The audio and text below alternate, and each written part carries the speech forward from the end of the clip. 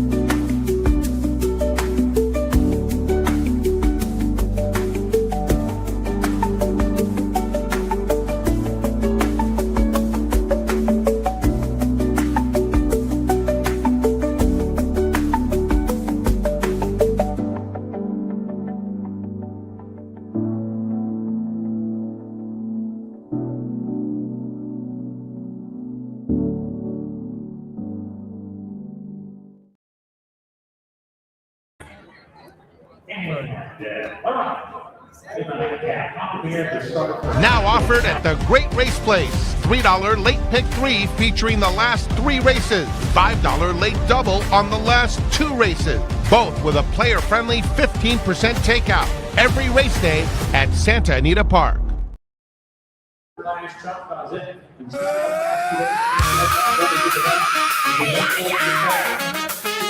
Oh yeah! Mic check, 1, 2, troubles in the room.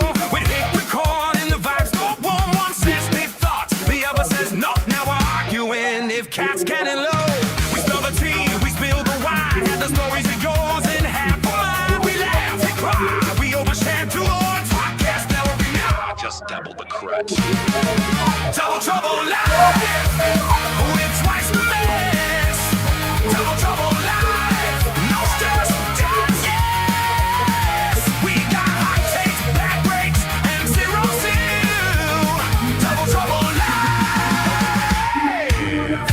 At you for the thrill. Oh, yeah!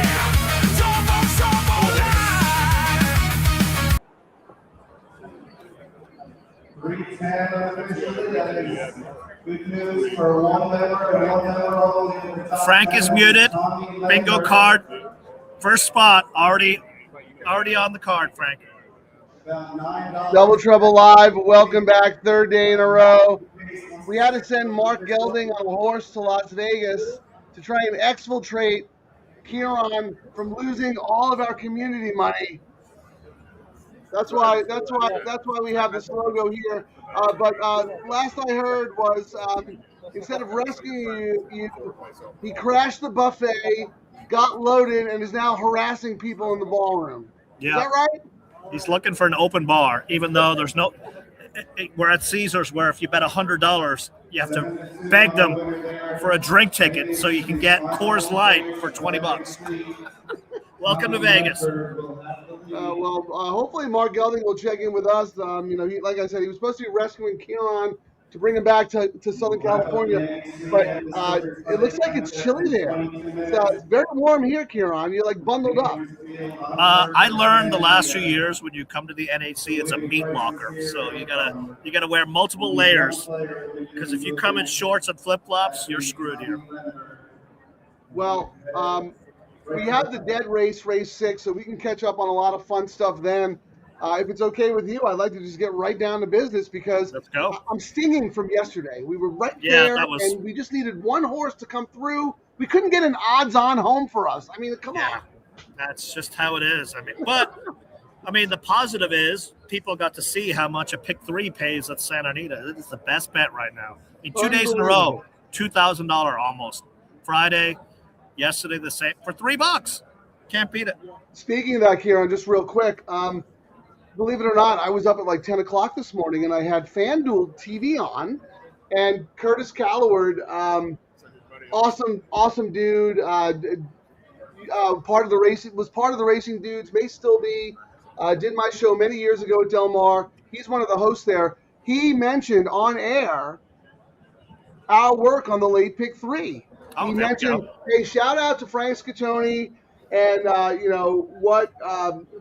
don't think he mentioned your name specifically, but he implied that what we were doing and raising the awareness for the $3 late pick 3 has been amazing. He's like, these guys were on it from day one. And then he read out my tweet with the, how we do the win parlay. And he's like, it paid 780 times more than the equivalent win parlay for a $3 bet. So and not just I thought that was awesome. The word's getting out, man. So pat yourself on the back. I mean, but what's crazy is I was talking to Jim Goodman. I can't remember if I said it yesterday. He was like, yeah, I could go in here and talk to these 1,000 players in here, and maybe 200 know about the low takeouts, which is kind of crazy when these are like, if we got lots of word to spread. Yeah, it's the East Coast stubbornness, but we'll talk all about that in after this race. So, all right, how are we getting paid, man? Last chance to get out, get up, get paid. All right, I've got mine right there. All right, put yours up. We'll walk through yours first, and I'll comment as needed. There was a big scratch, but that came in the dirt race. So yeah, I'm actually the early money came in on this one, which is what's shocking to me. I did not see that at all. I originally had the one as an A.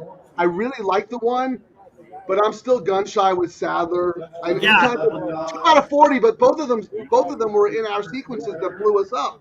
He's been cold. I mean, when his horses are favorite in the last race and he gets beaten, he's 28%. But I thought 9-2 was too high, and here the horse is favorite.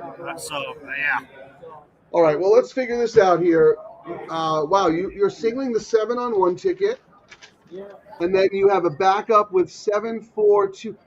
Oh, it's one of those 10-second thingies. Yeah, there. Yeah, can you fix that? So 7, and then you have 7, 4, 2, 1. Now there's been some. Then you have a 5 and a 3 as well. Is that right? Yes, it's another in case chaos happens type of. It's kind of spreading around because this race. It's a tough one. 27 races, Frank. Horses that were 5-1 or more, 12 of them have been won by it. And what usually happens is another one of those races. The favorite either wins or we see crazy prices. So it was I really wanted to just single the 7 to get out of here. But then I was like, yeah, I probably got a spread just so I can say I'm still alive later. And then my tickets, there's a big scratch later. So I haven't adjusted. I think race 8, is it, Frank? Yeah, that's the dirt race, though. We don't need to talk about that one now. So let me get this straight. So, I'm with you. I think on paper the 7 is the most likely winner, but this is a tougher field than he has been facing. Don't get me wrong. Those open 40, 50 claimers are hard knockers, but there are some proper allowance horses in here. So while I agree with you, the 7 has a huge shot. I went a little different. I'm going to put mine up real quick. I have the 3 and the 5 ahead of the 7 in my rankings, but I have all 3 of them as A's. And then if you look at that middle ticket there, Ciaran, the 1, I do have the 1 as a B, as a backup, and I'm going to play the 1 just to my A's in the next 2 races. I mean, that 10 in the next leg is if you had to find a single, that was 1, but untrustworthy like the 7 is here. Even my ticket, usually when you see me go tight on 2 races, I'm usually doing $6 or $9. I felt I couldn't even do that. So we'll see. So let me look. So you have 10. 10 is Mrs. Astor, right? If I remember correctly. Yes, correct. So you have her singled on 1, and then you have 8, 6, 7, 1, 2, and then 10. Okay, 8, 6, 7, 1, 2. Look how sophisticated you got since we started doing this show. You usually just walked in with a giant shillelagh club and just started swinging like a caveman. I mean, I like that ticket. That's a good. Those are good tickets. I mean, that last race, I thought. No, we're on the middle one, the middle leg. No, but I'm saying in the last, if you look at that last ticket, I'm singling the 2. There's some spread and some not, and I was like, Miss Kitty Boom in the last JJ for Baltus. I thought the horse would be the favorite. It'll be interesting to see what happens. So that's why I had that horse for me in the last leg. You have a third choice though, right? On your ticket, the number 2. I do. I was a little worried about first time versus winners, but I am absolutely using the horse. But just to get back to the middle leg, I do think Mrs. Astor is a single. I have singled her before with extreme confidence, I like her again today, but I don't like her as much as I have liked her in the past. So while I do have her as my primary A, I do have some backup coverage with the 10, the 8 is my backup in the middle leg. But yeah, you know what my notes on that one are, Frank? what? I mean, we already saw the winner there. Hereford Glad 204. Need I say more? Must use for that number 8 in that Did you leg. intentionally try to rhyme it like that? Yes. Yeah, can you say that again? That was pretty cool. I like that. Go ahead. Hereford O'Neill, what was it? 2 for 4. Come back for more. Yeah. But I mean, my notes on that race, half of the winners of race 7, Frank, have been 5-1 or more. And then my notes were, if the favorite, AKA 10, doesn't win, long shot race. So that's why I was like, one of the tickets has it single, but then like, Yeah. hopefully I spread correctly. The 8 is your second choice behind the 10 there, because if you look at Ciaran's middle ticket there, he's spread in this leg and he's got the 8 as his first choice in that. And then the last race, you mentioned the 2 horse. So are you all about the 2, or do you have so you have coverage in that first leg, single 2 9 1 10 8 5 2 9 1 10. Wow, that's really good. I like that a lot. Yeah, I mean, it's kind of, I'm hoping, I mean, the way I have it structured, I probably only one ticket's going to make it there, but I'm kind of correcting it when I get to the pick 3 and the double. So it was one of those sequences I really wanted to hammer one of the legs, but I couldn't. So that's well, how about this? I'm at 5-6-2 on my A's, right? And I'm 1-7-9-8 on my B's. So that's a total of 7 horses. You also have a total of 1, 2, 3, 4, 5, 6 horses, but you don't have my 6 and you don't have my 7. In race, the first leg, right? No, in the last race. In the last race, I mean, I looked, and you know what's crazy? You know, they're the Little Red Feather. Oh, well, Little Red Feather. Yeah, it actually is. Eiffel, Little Red Feather, Kimura. And I read what you wrote about it, and that's exactly why I didn't use it. And if they beat me, there's a lot of question marks, and if they beat me, I can listen to Billy next Saturday where he goes, "You should have used it. You would have hit it." You know, but I had to make a stand. Let's have some reading comprehension. What did I say about the horse? Do you remember?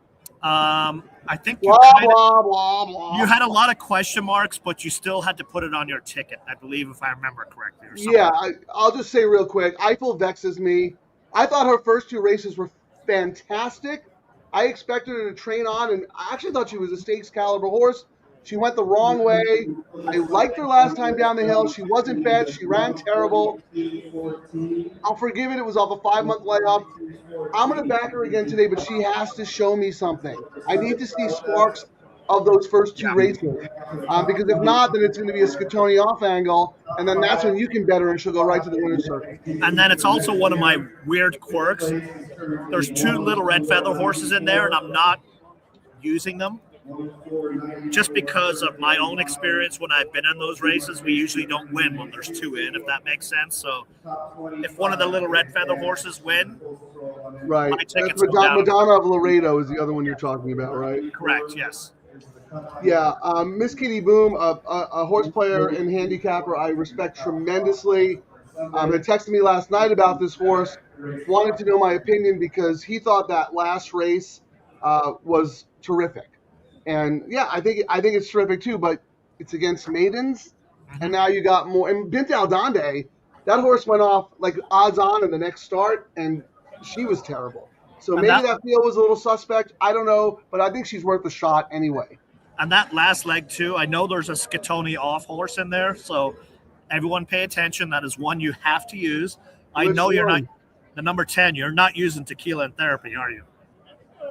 I'm not, and I might use that horse in the double because Optics gave that horse a little bit of a push, and I usually just throw those in, but I couldn't convince myself. But you can convince me. We've used it multiple times. That the horse runs when we do a show, and how do you discount Hera and O'Neill and a sharp work? And I was like, I have to have it on a ticket. Yeah, I thought the post was going to be a little difficult for that horse, but hey, what are we talking about? Handcuffing bets, right? I can always use that horse in my late double if I'm worried about it. Do you want to take a look at the tote board here, see if we're missing anything? Or Wow, you're right. The one is 5-2. Yeah, I did not. Let's see what the will pays are. Hang on. Let's see. Oh yeah, on the double. Actually, the 7 is the favorite on the double. Frank at $11. The 1's $11.20. Then we jump up to the 3. This is in the will pays you're talking about, Ciaran? Correct. Yes, for the double. Okay. Can you say that again? The 1 is what? 1's $11.20. The 7's $11. So. Wow, they're equal. That's shocking to me. This is where we're going on the morning line. Well, wait till you hear this. Pick 3. The 1 is $29. The 7 is $42. Oh my gosh, half. Yeah. Wow, the word is out on this one. Let's look at the pick 4. The 1 is $30. The 7 is $35. And the pick 5. The 1 is $2.95. The 7 is $5.31. So the 1 is dominant across the board, and it's the saddle horse. Now, how many of those horses have we seen crash and burn? The last week or so. But yikes! That is dominant across the pools yet again. Read your note on that horse if you don't mind. I like to hear your thought process there. Ayusu for Sadler. Trainer is 28% beaten favorite. I thought at 9-2 morning line, the price was too high. Too high. So you thought the horse should be shorter? Yes, but not this short. Okay. And then ultimately, where did you land on the horse? I put it in last spot just because I thought Beef Winslow, I thought was like really good. And then Crazy Cavalier, the Hera O'Neill horse. I put big chance in capitals. My long shot in this race actually is the number 2. It's at 13-1. Kimura for Yakteen. And the reason I like that horse a lot, raced on the hill last out and had a really big closing kick that I think is going to play very, very well here today. So that's my sneaky one here, the number 2. Yeah, I think all these horses actually have ability, and it wouldn't surprise me if any one of them won. I'm expecting a little bit of a fast pace, and I think that might compromise Moonlit Sonata just a little bit. But the jockey is going to, it's going to be a big jockey race because I think a lot of these are forwardly placed and tactical. But at the same time, you can't have 6 of them up front, right? So a few of them are going to take back. But then again, the rails are at 20 feet, and we have seen speed hold very, very well. It's not like you can't close, but the speed isn't backing up, right? When the rails are at 20 and 30, you gotta give a little bit more of a nod to that early speed. All right, well, DTL Crew, what do you guys have? Is there anything else you want to say right now, or you want me to roll through some comments? No, through the comments. All right, let's see. Charlie, he was in early, wasn't he? Stephen D, Charlie's beating you to the punch these days, man. You got to get up a little earlier and set that alarm clock. But no, Stephen D was right there too as well. Thank you guys for joining. Always 257 and then 713. Yeah, he's of a similar mind as us, where he's a little spready. But look at that middle leg there. He's got one ticket where he's singling the 6. On race 7? Yeah, in the middle.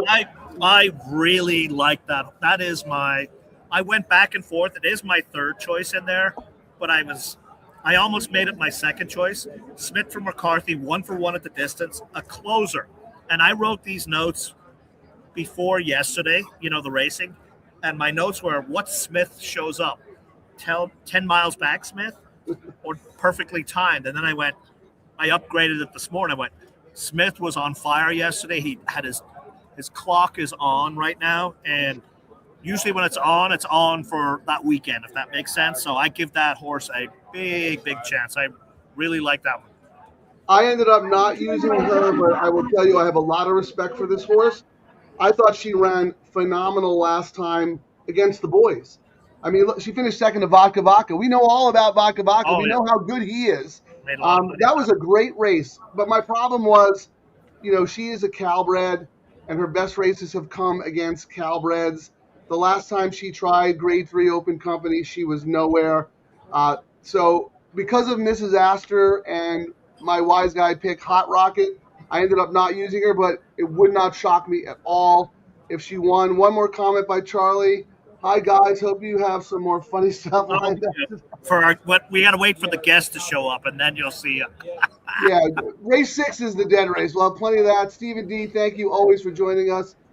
I have a funny story with executive producer Texas Terry and one of the DTL crew members out in the wild. You're going to really like this story, Ciaran, but we'll talk about that in a second. We hit race 7 too, Frank. Are you using the 1 or 2 on any of your tickets? I'm a Joker and Queen Sienna. I'm using Queen Sienna. I'm not using I'm a Joker. I mean, Victor won last out. My notes were long shot chance. So if you're looking for a long shot, I mean, you know, when Victor shows up, I think it's his only ride today. In this day and age, Victor's been locked in. He's been very selective, but yes, he's only taking live mounts where he thinks he has a shot. You're right. Like he is when he rides, pay attention.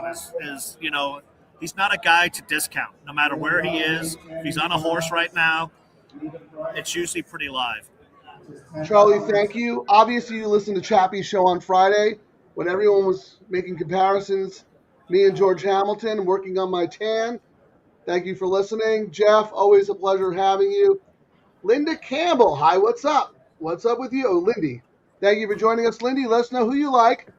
How about this? A lot of love from FanDuel this weekend. We had Curtis mention us this morning.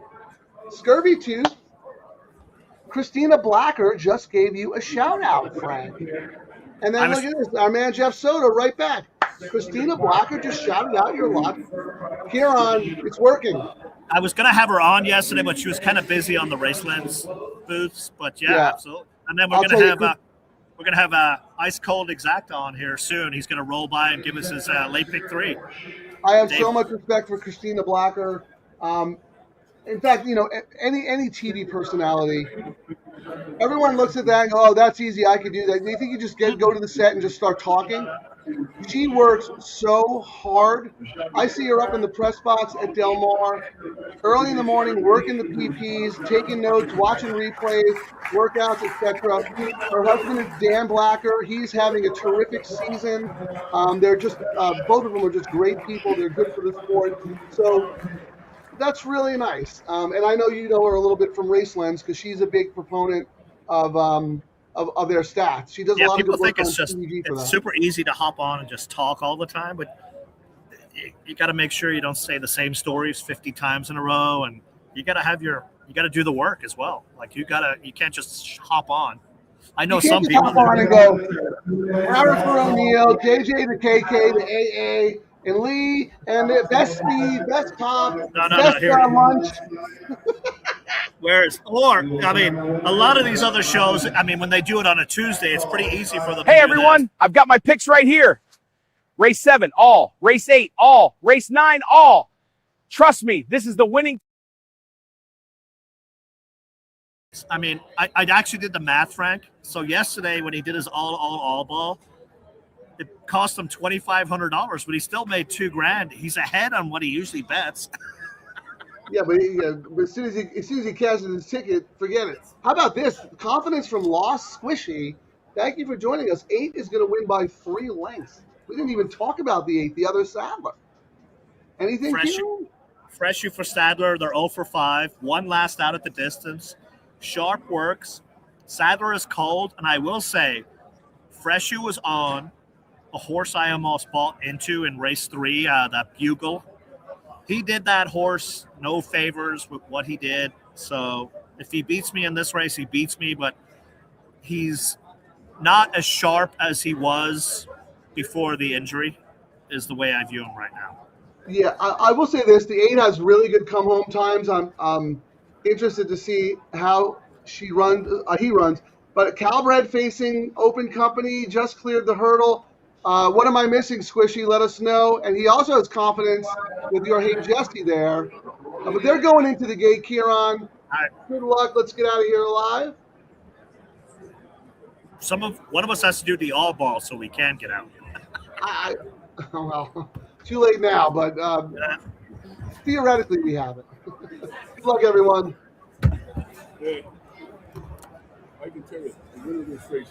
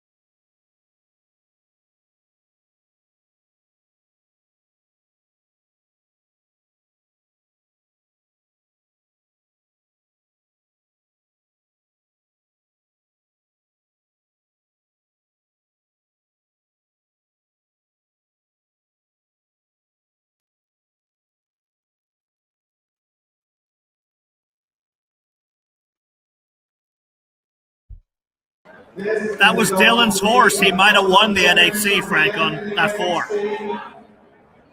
Was that the last race? Yeah, Dylan was the only one who had it. I think he just won the NHC with that 4. I didn't realize that was the last race of the contest. Wow.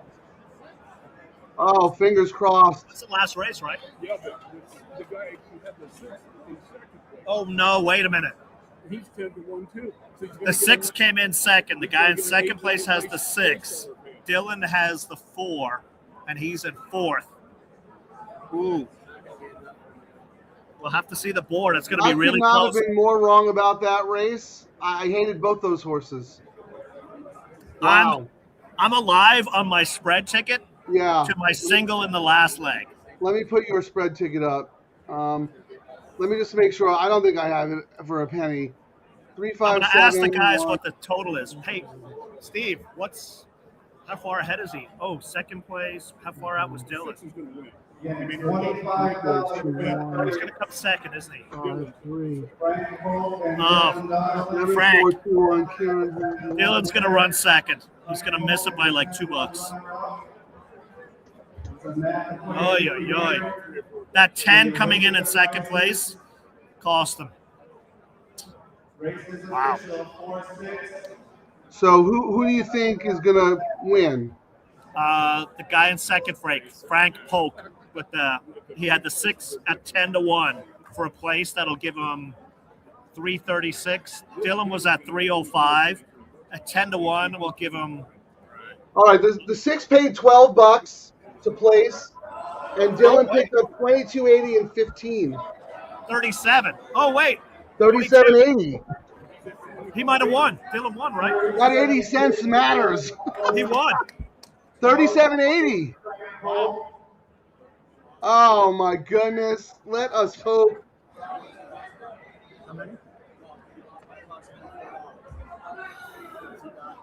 He got 37.80, but he got the second place got $12, so $25. Damn. We'll see. Frank muted. Everyone bingo card. I'm muted because I'm talking to the executive producer about Dylan. Oh, yeah, we can't tell right now.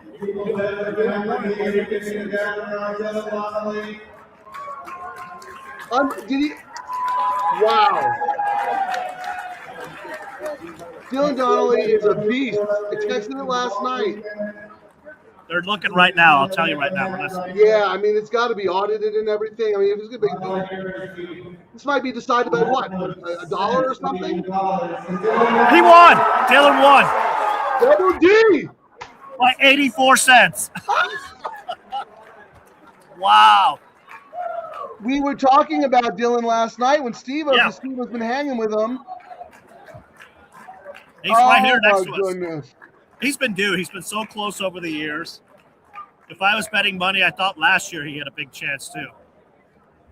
Dylan is one of the best players out there. He's been on our show. He's been on my Best Bet show many, many times. And he's just a great person. Oh, yeah. And over the summer, after one of the big tournaments, me and a couple of friends were at Red Trackins and we're sitting there, and there's a table of, a couple like a little ladies' night out thing. They're having dinner, and one lady keeps looking over at our table. She's looking over.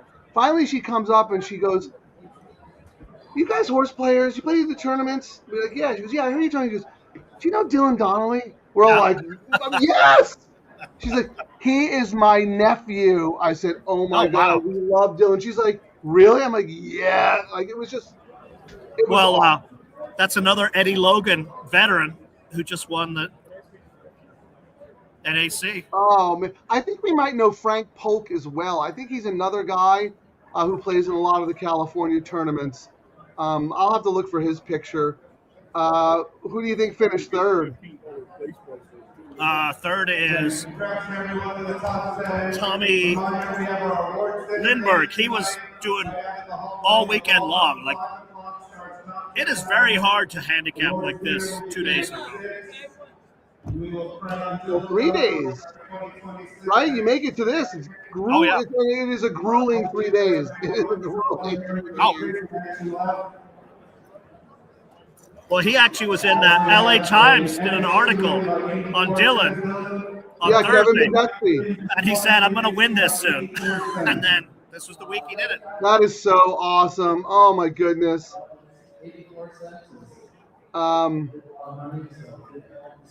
Wow, good for And him. look who won it for him. Our guy, Para and O'Neill. Easy game. That was a great price to start off, though. That was my second choice. I Did know, you fade that him? was a terrible price. That horse should have been 30 to 1. Can you read me your notes on that horse, please?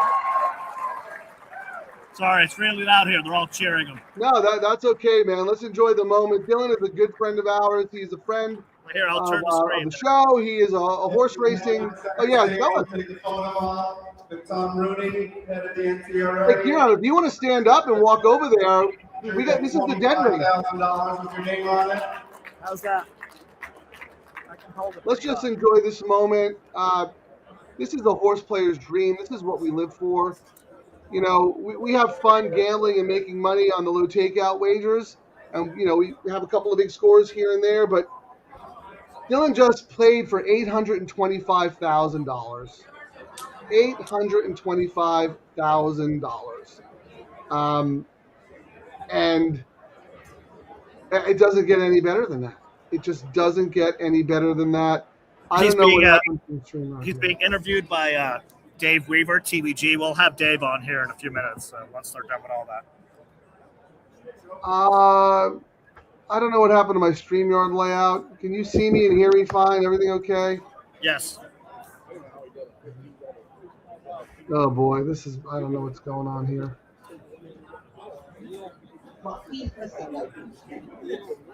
Who is Ciaran? Ciaran's missing from the screen. I don't know what I did. I did something wrong. Let me.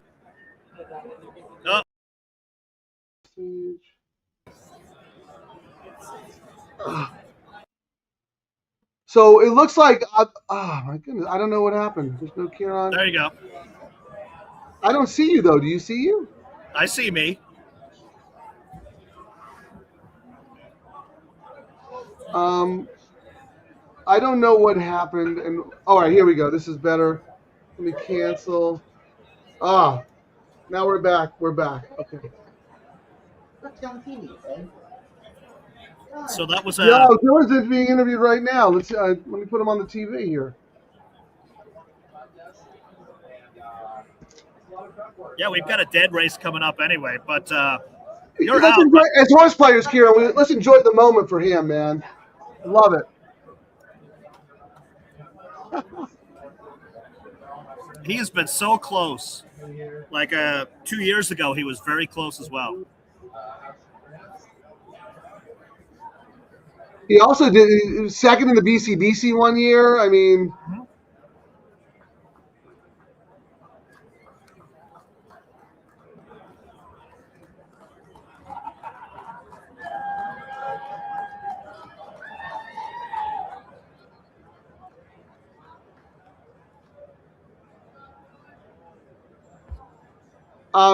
yeah, we were just talking about him last night because he was hanging with Steve-O. Remember, you grabbed Steve-O to come on the show. Yep. One more time, ladies and gentlemen, Dylan Donnelly, your NHC champion. 84 cents. That's the way to do it. Are you serious? 84 cents was the difference. Oh my goodness, poor Frank Polk.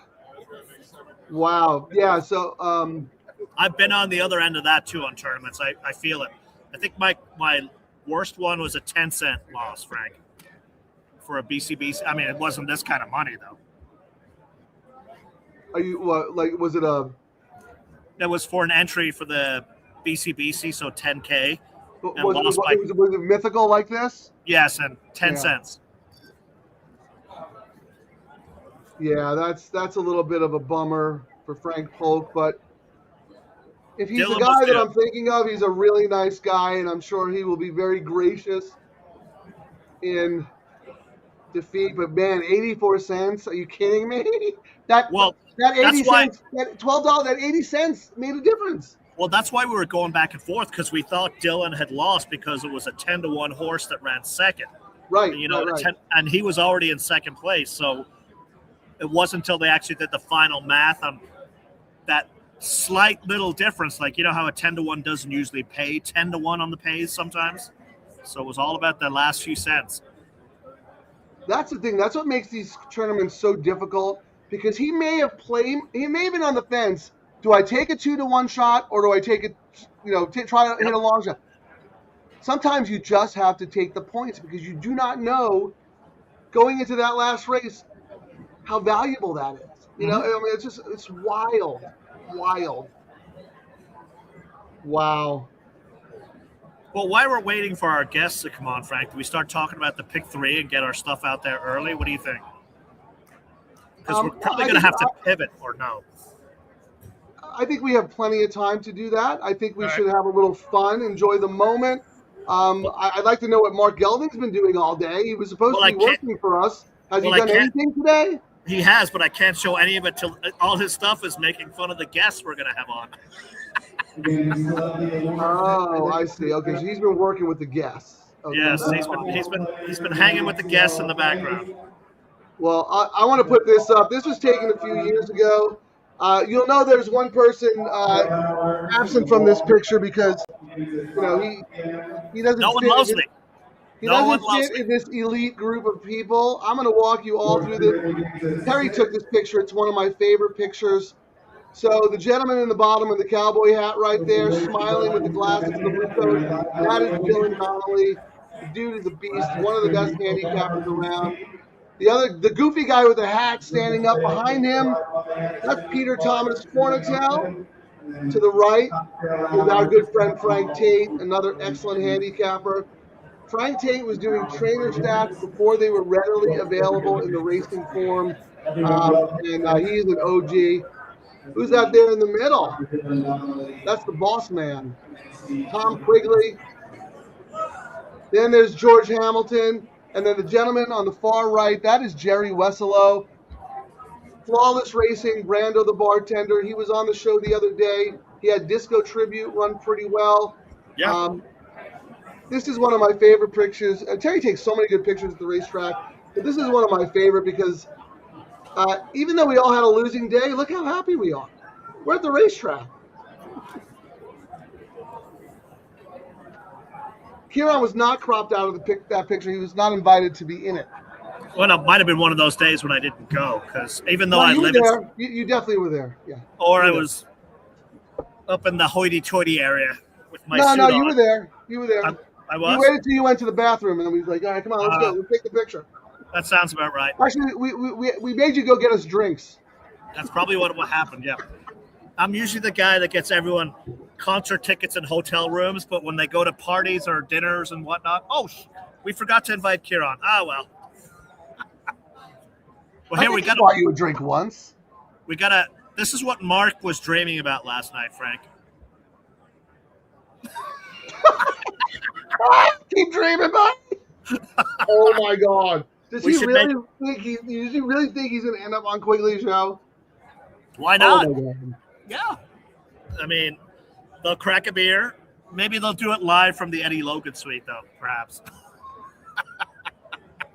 I refuse to let him go on Quigley's show dressed like that, though. We got to get him a suit. Well, he'll probably put a tie on, but it will be over his open shirt, knowing that guy. We got to get your custom guy, to make him a suit. Well, so what's funny is when I was talking to Dave and I said he was going to come on, I was like, yeah, we're going to have we have an intern reporter. And he was like, oh, you guys hired someone? I was like, well, you'll see soon enough. Well, I know Ciaran likes to get serious. Just let me tell you a funny story real quick because you're going to love this. So we're doing the show. And remember I told you that Terry went to the San Diego Wave game at Snapdragon, the women's soccer team. So she went with her friend. And it started early at 5:45. So she left while we were still doing the show. They go. They have a nice time. They're in one of the suites with the Chicano Federation, which is a group that Terry does a lot of volunteer work for. So that's like Terry's element. That's her thing. Her and her friend come out, and they want to take an Uber back. And they look at the prices, and it's like surge galore. It's like $80 to get I to remember that. Yes. Yeah, you've been there. You know it. You have season tickets to the men's team. So they're like, screw this. Let's take the trolley. So right, but whatever. You do what you got to do. She's with her friend, hasn't seen him in a long time, so they're catching up anyway. They get to the trolley. They get on the trolley. I think they got to Old Town where they had to transfer to get to UTC. So they're waiting for the transfer, and out of the blue, a husband and wife come up to her, and the husband goes, "Double Trouble Live. You're Texas Terry." Oh, jeez. I know you guys from the tournament room at Del Mar. Out of the blue. So he goes, "Double Trouble Live," talks about Texas Terry. Eventually, he mentioned my name. Then he got to Mark Gelding and raved about Mark Gelding. And no mention of me, I know. No mention of you. But that guy with the funny accent who's always drunk or drinking. But everybody knows that the double means two people. So you're implied. It's the implication. But, dude, how cool is that? So I guess his name is Steve Queso. He plays in tournaments. He's a Del Mar guy. He says he told Terry that he listens to the show all the time. So I just thought that was the greatest thing. They took a picture together that I might post later if I can find it on my phone. But Ciaran, celebrity. Yeah, the word's getting out there. I mean, when some of the East Coast tracks start pushing the low takeouts, people will realize it, Well, anyway, I thought that was super cool. Whatever's going on in the universe, thank you. The racing gods. Terry gets recognized as a celebrity for Double Trouble Live and Texas Terry last night. Curtis Calloward and Christina Blacker mention us on air. We're making a difference, Ciaran. Look at the payouts on the pick 3, and we kind of talked about it yesterday. I would be surprised if we do not cross $500,000 before. What do they call the second meet at Santa Anita? The Hollywood meet? No, that's their fall. They call it. It is the Hollywood meet. You're right, because that's when Hollywood would run before. I think when we get to June, if we don't do it in June at Santa Anita, $500,000 in the pick 3, we'll have it happen at Del Mar. Oh, look who rolled in.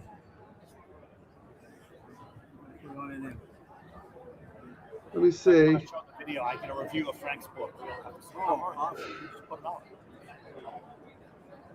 Sit here? Not right here. Okay. Oh, I'm taking your spot? Yeah, I can hop on the phone. I get to go to the restroom. Chris! It's annoying talking to this guy for 3 hours. Chris Larmy, can you hear me? Yes, I can. Can you hear me? Yeah, I'm gonna type in a banner. Chris Larmy, one of the legendary tournament players, phenomenal horse player, handicapper. You have a long history with the NHC, players advisory committees, playing in the tournaments, all that stuff. But most recently, you are the author of a brand new book, aren't you? Yes, I am. You know very well. You were my editor, and I really appreciate you helping me make the book much better. So if there's any egregious errors, it's all my fault. And here it is. Betting on Horses, edited by Frank Scattoni, written by Christopher Larmy. I'm going to add this real quick. Make sure I have everything right here, Chris, and then I want to put up a website too. Yeah, I was going to say, if you can put up the website, if people are interested in purchasing the book, it's Bet with the Best Media, all one word, betwiththebestmedia.com. Go on there and learn more about the book. I don't know if we're going to talk about it here or not, but I think you'll enjoy it. Whether you're a beginner or intermediate or advanced, there's something in the book for you, I think. And I think Frank will probably agree with me there. You're taking time out of your day to talk to us, so we can talk about whatever you want. This show, we just did the first leg of the all turf. We're waiting for the first leg of the late pick 3. This is a dead race for us, so we got all the time in the world. So you tell us. Well, it was a great. I'm at the NHC, and it was a really great final table. Really exciting. Back and forth. Leaderboard changes. last race, it came down to the final payouts. We weren't sure who won until they posted the payouts. It was that close. 84 cents is the difference between first and second. And Dylan Donnelly, a California player, representing the state of California, and great player, and he goes home with $800,000. Not a bad payday. I was showing this picture here. Terry, my girlfriend Terry, took this a few years ago at Del Mar, and there's Dylan right there smiling, and of course Quigley. There's Pete Fortell on the left. Yeah. It's one of my favorite pictures because I was telling the audience, even though we all had a losing day, we were at the racetrack. Look at the smiles on our faces. You can't make that up. Yeah, no, I mean, that's great. Nothing better than being with your friends at the races. Unfortunately, just doesn't happen as much now with fewer tracks and all the simulcasting. You don't quite have the same social engagement that you used to have around the track, which I miss somewhat. Absolutely. I mean, that is a big part of it. That's why I like living where I am, because it's easy for me to get to Del Mar, and I have the luxury to get to go there every day. So it's still special to me in that regard. But, most of the year I'm sitting at home in front of my computer betting by myself until we started this show. Now we've built like a really nice horse playing community where we get on live during the races, we share thoughts, we put tickets together, we gamble. It's like being at the track without being at the track. Yeah, the next best thing. Not quite the same, but it's better than just playing at home by yourself. And that's sort of another thing that's changed is you don't have very many good handicapping books anymore. When I was coming up in the game, there were a whole bunch of them. Guys like Beyer and Christ and Barry Meadow and Mark Kramer, write great books that could help players, but there just hasn't been any for a long time. So that's why this was the last best one right here. And there you go. And wonder who edited that book. Yeah.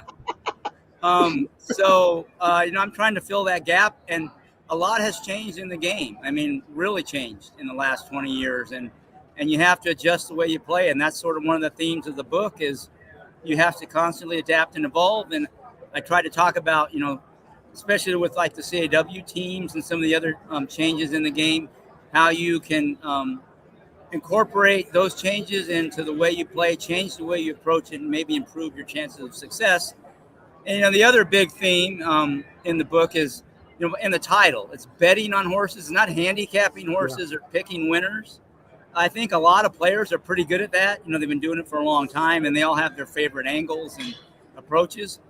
But I think a lot of players don't understand how to leverage their opinions, exploit that value they identify, and really cash in an optimal way at the windows.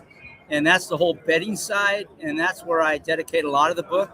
And I think that's where a lot of people have room for improvement. So if you're one of the people I hear say, I'm a great handicapper, I'm a lousy bettor, this book, it'll help you handicapping, I think, too. Maybe think a little bit different about how you use information to handicap.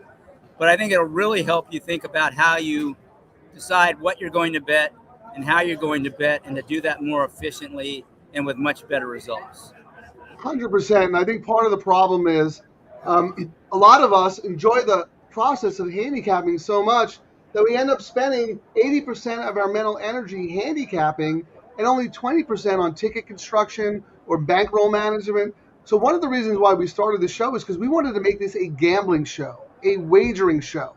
Everyone on the show is smart. They're good handicappers. They have good opinions. So how do we maximize and leverage those with ticket construction, right? So, and if you look at the name of your company, it's a bet with the best. It's not handicap with the best. Right, It's bet exactly. with the best. And that is also a reference to your the podcast you used to do, right? It's been on hold since I've done the book, but now I'm going to start it back up. The Bet with the Best podcast really is focused on betting and picking the brains of some of the most successful players ever. I'm like guys like Andy Beyer and Steve Christ, Barry Meadow, but also the guys that are pros today, like Paul Matisse and Mike Maloney. I mean, just these guys are willing to kind of share with you, how they approach the game, how they think differently, how they bet. And I mean, it's just, to me, really invaluable. I've learned a lot from them, so I don't know how anybody else that enjoys this game wouldn't do the same. So I recommend, if you're interested, first of all, please buy the book. It's $39.99 right now. That's the early bird pricing. If you go out to betwiththebestmedia.com, you see on the screen, you can buy the book. But you can also go back and listen to some of the older Bet with the Best podcasts. They're all evergreen. They're talking about, betting and handicapping races. They're not talking about specific races. And I also have a weekly Sport of Kings podcast where, again, I focus more on betting than pick handicapping, but we actually talk about, it's sort of like your show, Frank. You're focused on Santa Anita, but I usually move around to whatever the big races of the weekend are. Like next week will be the Louisiana Derby. We talk about, I have a guest on the show, and we talk about, how they approach the card, how they, what their opinions are, and then how they're going to bet those opinions. So a lot of resources. I've been trying to provide horse players with some ways to get better through the podcast and now the book. So hopefully people will enjoy it and get something out of it. And, I really recommend that if you are interested, pick up the book. I've written it, so you don't have to read it cover to cover. It's easy to jump around, wouldn't you say, Frank? And zero in on things that interest you. And I have to believe there's something in there that you'll enjoy or that'll help you as a player. Yeah, we got about 1 minute before this race goes off. Right. I just wanted to say, Ciaran already admitted on the show yesterday that he doesn't read books. I don't know if he can even read, by the way. He's the illiterate half of the duo. But anyway, and I'm not saying this just because I had the honor and pleasure of working with Chris on the book. He's talking about you, by the way. I know. This is an awesome book. I learned so much, not just from Chris. I mean, Chris has been doing this a long time, and he is one of the best. I have always admired Chris from afar because we've known each other since the tournament days at Surfside, back when it wasn't really a big thing in Horse Player magazine. And so not only do you get Chris's insight, but to his point, all of the info from the great guests he's had over the years on his Bet with the Best podcast, he somehow did a brilliant job. I don't know how he did it. He took all this information, he synthesized it all in a seamless way, so it reads so fluidly, but you're getting so many different opinions and approaches that will absolutely improve your game. So, Chris, good luck with the book. Thank you for joining us. If there's anything else Double Trouble Live can do for you, you know where to find me. But have fun. You're at the NHC in Vegas. I mean, you've been doing this, almost as long as anybody, right? How many years? Yeah, I'm living the dream out here. It's fun. But before we go, I do want to thank you, Frank. A lot of the reason it reads smoothly is because of the work that Frank did on the editing side. I mean, I learned a lot. I've never written a book. I learned there's a lot of work after you've written a book to actually get it published. And Frank really helped play a big role in getting me over the finish line. I put a lot of work into the book, but it took even a lot more than I thought to get it out where you can go out and buy it. So please, if you're interested, go out to betwiththebestmedia.com and buy my book. You should absolutely be proud of what you've done. You've done a great job. Hey everyone, I am reading Frank's book. It has the 6 secrets of successful bettors. With these tips, you can't lose. I am reading Frank's book, Chapter 1, Bet All to Get the Winner. Frank's book, Chapter 2, When a Horse Winks at You, Bet It. Frank's book, Chapter 3, Scream Loud. None of that is in my book. Just want to make sure. That's enough. Chris, we're going to let you go because we got to start focusing on race 6 into race 7. Thanks for taking the time to join us. All right, bye-bye. Thank you. I appreciate it. Yeah.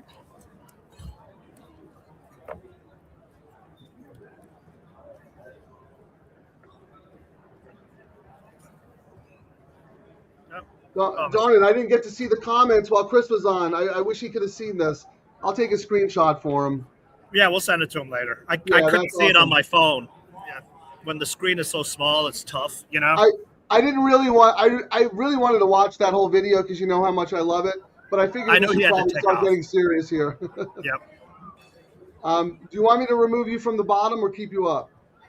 No, you can pull me out. I don't know what happened. I jumped out, so. All right, here we go. Let's watch this race. They're off. We'll be back and we'll get serious. Good luck, everyone.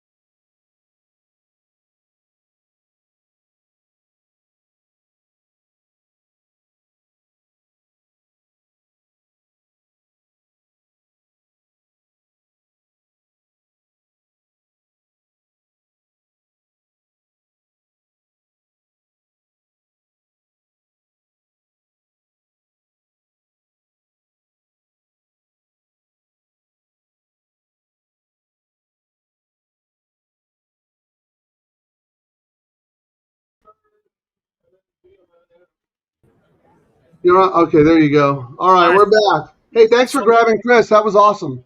So while I was watching, the races going off, I was like, we didn't get to do it because we had Chris on, but I was looking at what the probables were. Wow, is all I got to say. Crazy? Guess who the favorite slightly is in this next race on the probables? Well, I'm going to guess it's not Mrs. Astor because you sound surprised. I'm going to say it is Mrs. Astor at $27. Guess who is $1 less? The 5. Well, I really the like Blacker Horse. The Blacker Horse at $28. No, the 5 is D'Amato. Oh, is that the 5? Oh, wait. Oh, right. Public Assembly. Oh, yeah. All right. Because I was going to say it was the Blacker Horse, but. Well, it's actually better that it's Phil's horse because he's been ice cold, right? Yes. Like, I was actually kind of shocked when I looked through. I was like, wow, that's not who I would have thought. And I really would have thought the 10 would have been more dominant. That's the surprising thing. So that I understand why you're surprised. But that is very curious that Phil's horse is taking that much money into the teeth of a horse who's probably going to be 7-5, right? And that means I'm actually going to probably have to pivot because I did not use that Phil horse at all. And it's one of those things. Either. I X'd the horse. And it's one of those things so we can actually pivot small on this one because I'm alive in the all turf. I do not have Phil's horse here. And I did not use him in my pick 3, but now I can probably use a single with Phil in this race, and then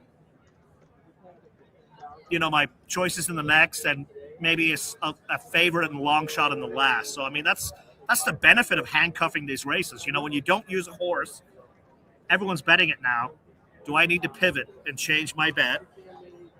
The way that bets have been paying, it's worth pivoting because if you actually do hit it correctly, it's going to cover all your other nonsense that you do. Would you agree? Oh, absolutely. But I'm going to disagree with you on pivoting because I don't like the horse. I'm not using the horse. But yes, pivoting is the nature of the beast here because we handcuff these bets together. Now, that being said, Ciaran, you're in a better position than me. Because I'm alive. You're alive. I'm not alive. So I don't know if I want to spend money pivoting because I'm dead. You know what I mean? Like if I was alive, then maybe I'd throw the horse in for, a little bit. Yeah, for me, it's a pivot now because now I can single out of this leg, and we had Let's put up your late pick 3 here so we can see exactly what you were planning on doing and what you might pivot to do.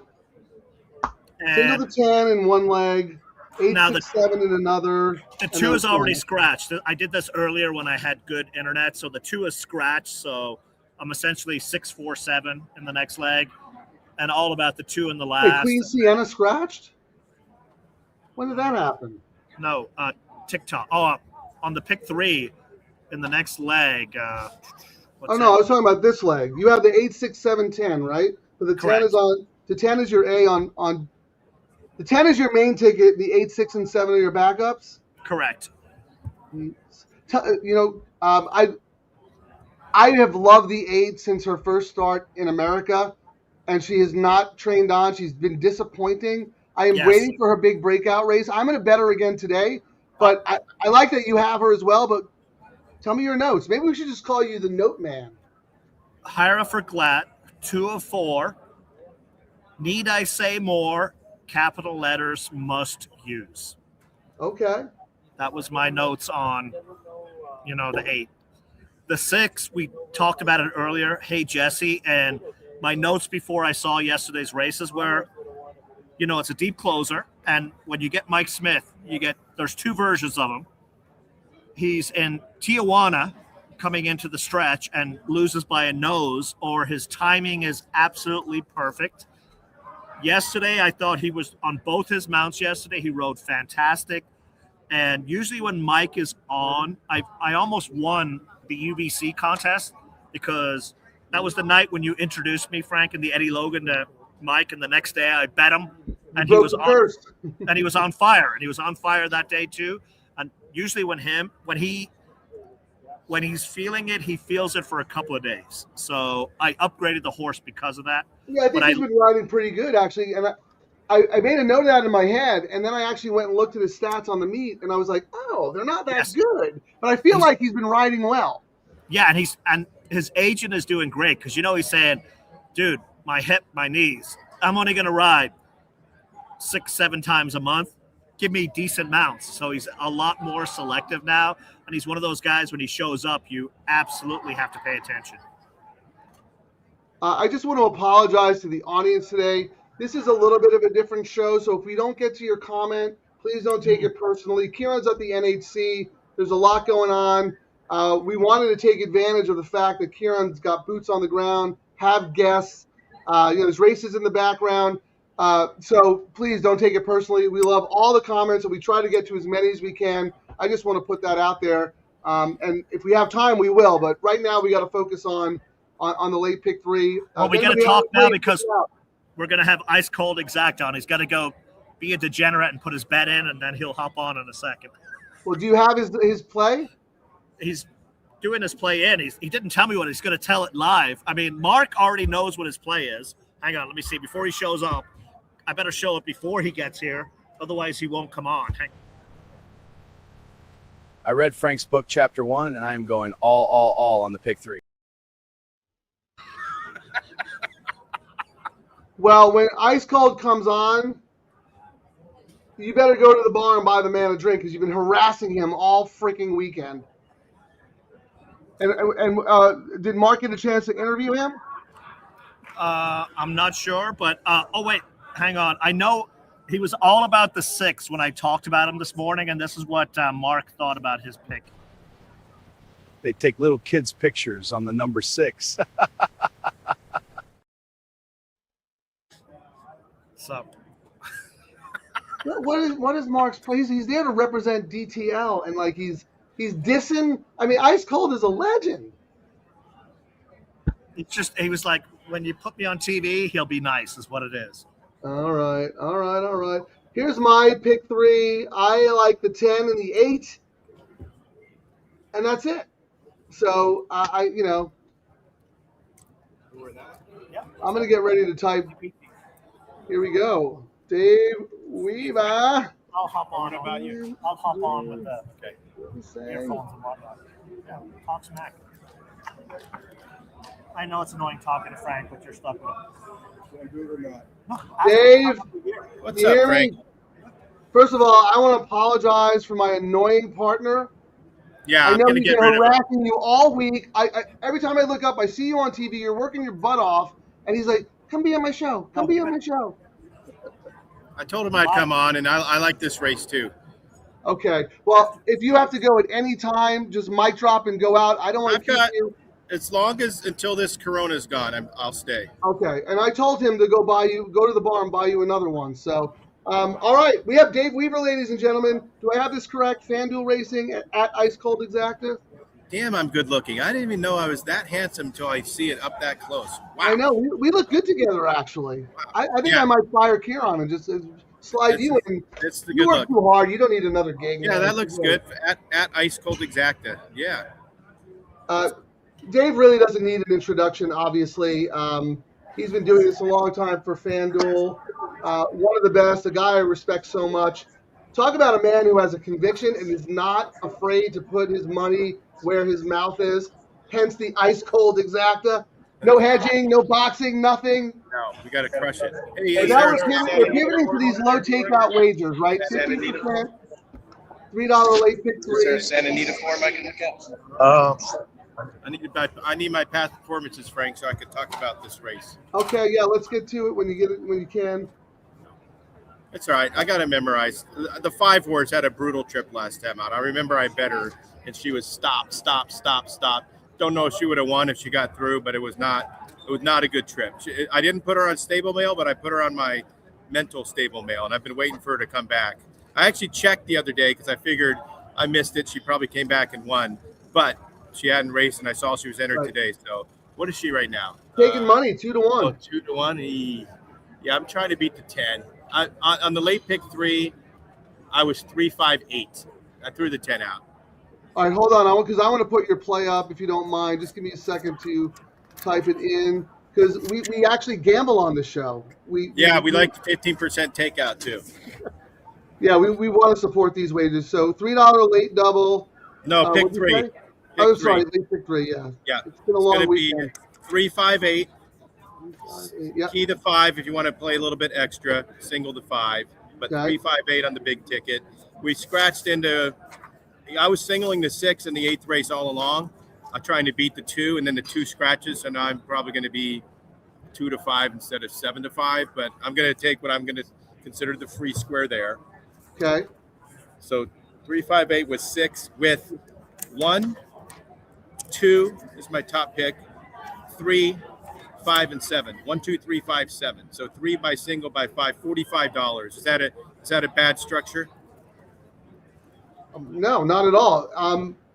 Maybe I could go a little thinner on the end, but Yeah, but I don't think you need to, because you have that 6 single. The thing about this is with the 15% takeout and the higher minimum, it's always an overlay. It's still going to pay more than the parlay. So Ciaran and I do. We start with like $100 budget, and we have so much coverage that you think maybe we're not betting efficiently, but when you see what these payouts are, you want to hit it. I mean, yesterday it paid over. It's a 6-horse field in the middle leg when our moonlight went down, and it ended up paying $2,000 plus. Amazing. Parlay was like $1,200. I mean, where can you find that kind of value? no, it's a great bet. Even with, I remember it was probably a month ago, but literally there was a 1 to 5 in there, and it should have paid $50, and it paid like $150. Yeah. It paid like 3 times what it probably should have paid. Unbelievable. You want to tell us what kind of fun you're having out there? How about Double D, Dylan Donnelly? He's an Eddie Logan regular. Unbelievable, just the way that went down. I mean, the guy that was in front, Tommy, was drinking beers, had a cigar in his hand. You can't smoke in here, so he's carrying around an unlit cigar. I don't know if you guys were able to see the actual like rooting during the races, but basically 9 people were just staring at the monitor, and he was actually fun. So I was rooting for him because he was like me, I just want to drink a beer and get in the zone. But he got caught, so he had to lead. Dylan, I mean, to have 2 horses finish first and second at the same odds, and one pay $3 more to place, I think that's just lucky. I mean, I think he got lucky that the horse paid so big. Not lucky in the fact that he doesn't know what he's doing is picking winners, because I've never seen anybody work as hard as he did. But he knew what kind of price range he had to take. Yeah. But still, to win by 84 cents, that was just an incredible ending. Yeah, one of the pays was like, I think maybe his place pay was like $12.80, and I said to Ciaran, that 80 cents could actually matter. And it did. I mean, it's just unbelievable. Dave, you've been covering the NHC for a long time. I know you're a tournament guy. First of all, just to make it to day 3 is a huge accomplishment. It is not an easy tournament. It is grueling. It is mentally exhausting. It is punishing when you run third and half the room is cheering for a cap horse who wins and you don't have it. It messes with your brain. You have to be mentally focused. You have to be locked in. And you have to have, the good opinions to back it up. And it's in Las Vegas, so there are a lot of other things distracting you from what you're supposed to be doing. Some people I've heard stay up till like 5 a.m, and then you see them down here at 9 o'clock doing their job, and you wouldn't know one way or the other. But others are in their room at 6 p.m., not going to let anybody talk them into going to dinner or anything, and studying for 12 hours straight. So there's just a lot of different approaches you can take. Either you come here to have fun, or you come here to win, or maybe both. But I've seen the guys that spend 12 hours end up with 0. So you just need. Yeah, that would be me. I would be the 5 a.m. guy that ends up with 0. But you need things to go your way for 3 straight days, which is almost impossible. The first time I went there, I wanted to make sure I was prepared. I looked at every race from every track. I played in the first chance, last chance, handicapped all those races. I was cooked. I took myself out of the game. I put so much pressure on myself.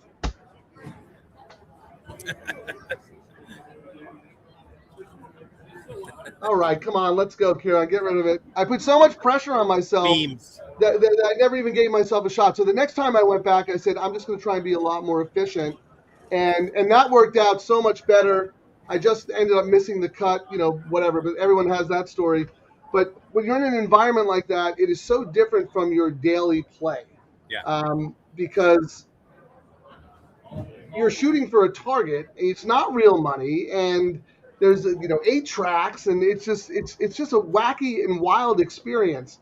So I would recommend anyone out there who hasn't been to the NHC, play some tournaments, try to qualify. Are you eligible to play? Have you played? I am. Before, Yeah, I've qualified 5 times. Okay. I'm probably in about a 3 or 4 year drought, but I try every year, and I always play the Thursday first chance, last chance, no matter what. And wasn't able to get in, but either way, I'm going to be here covering it for FanDuel.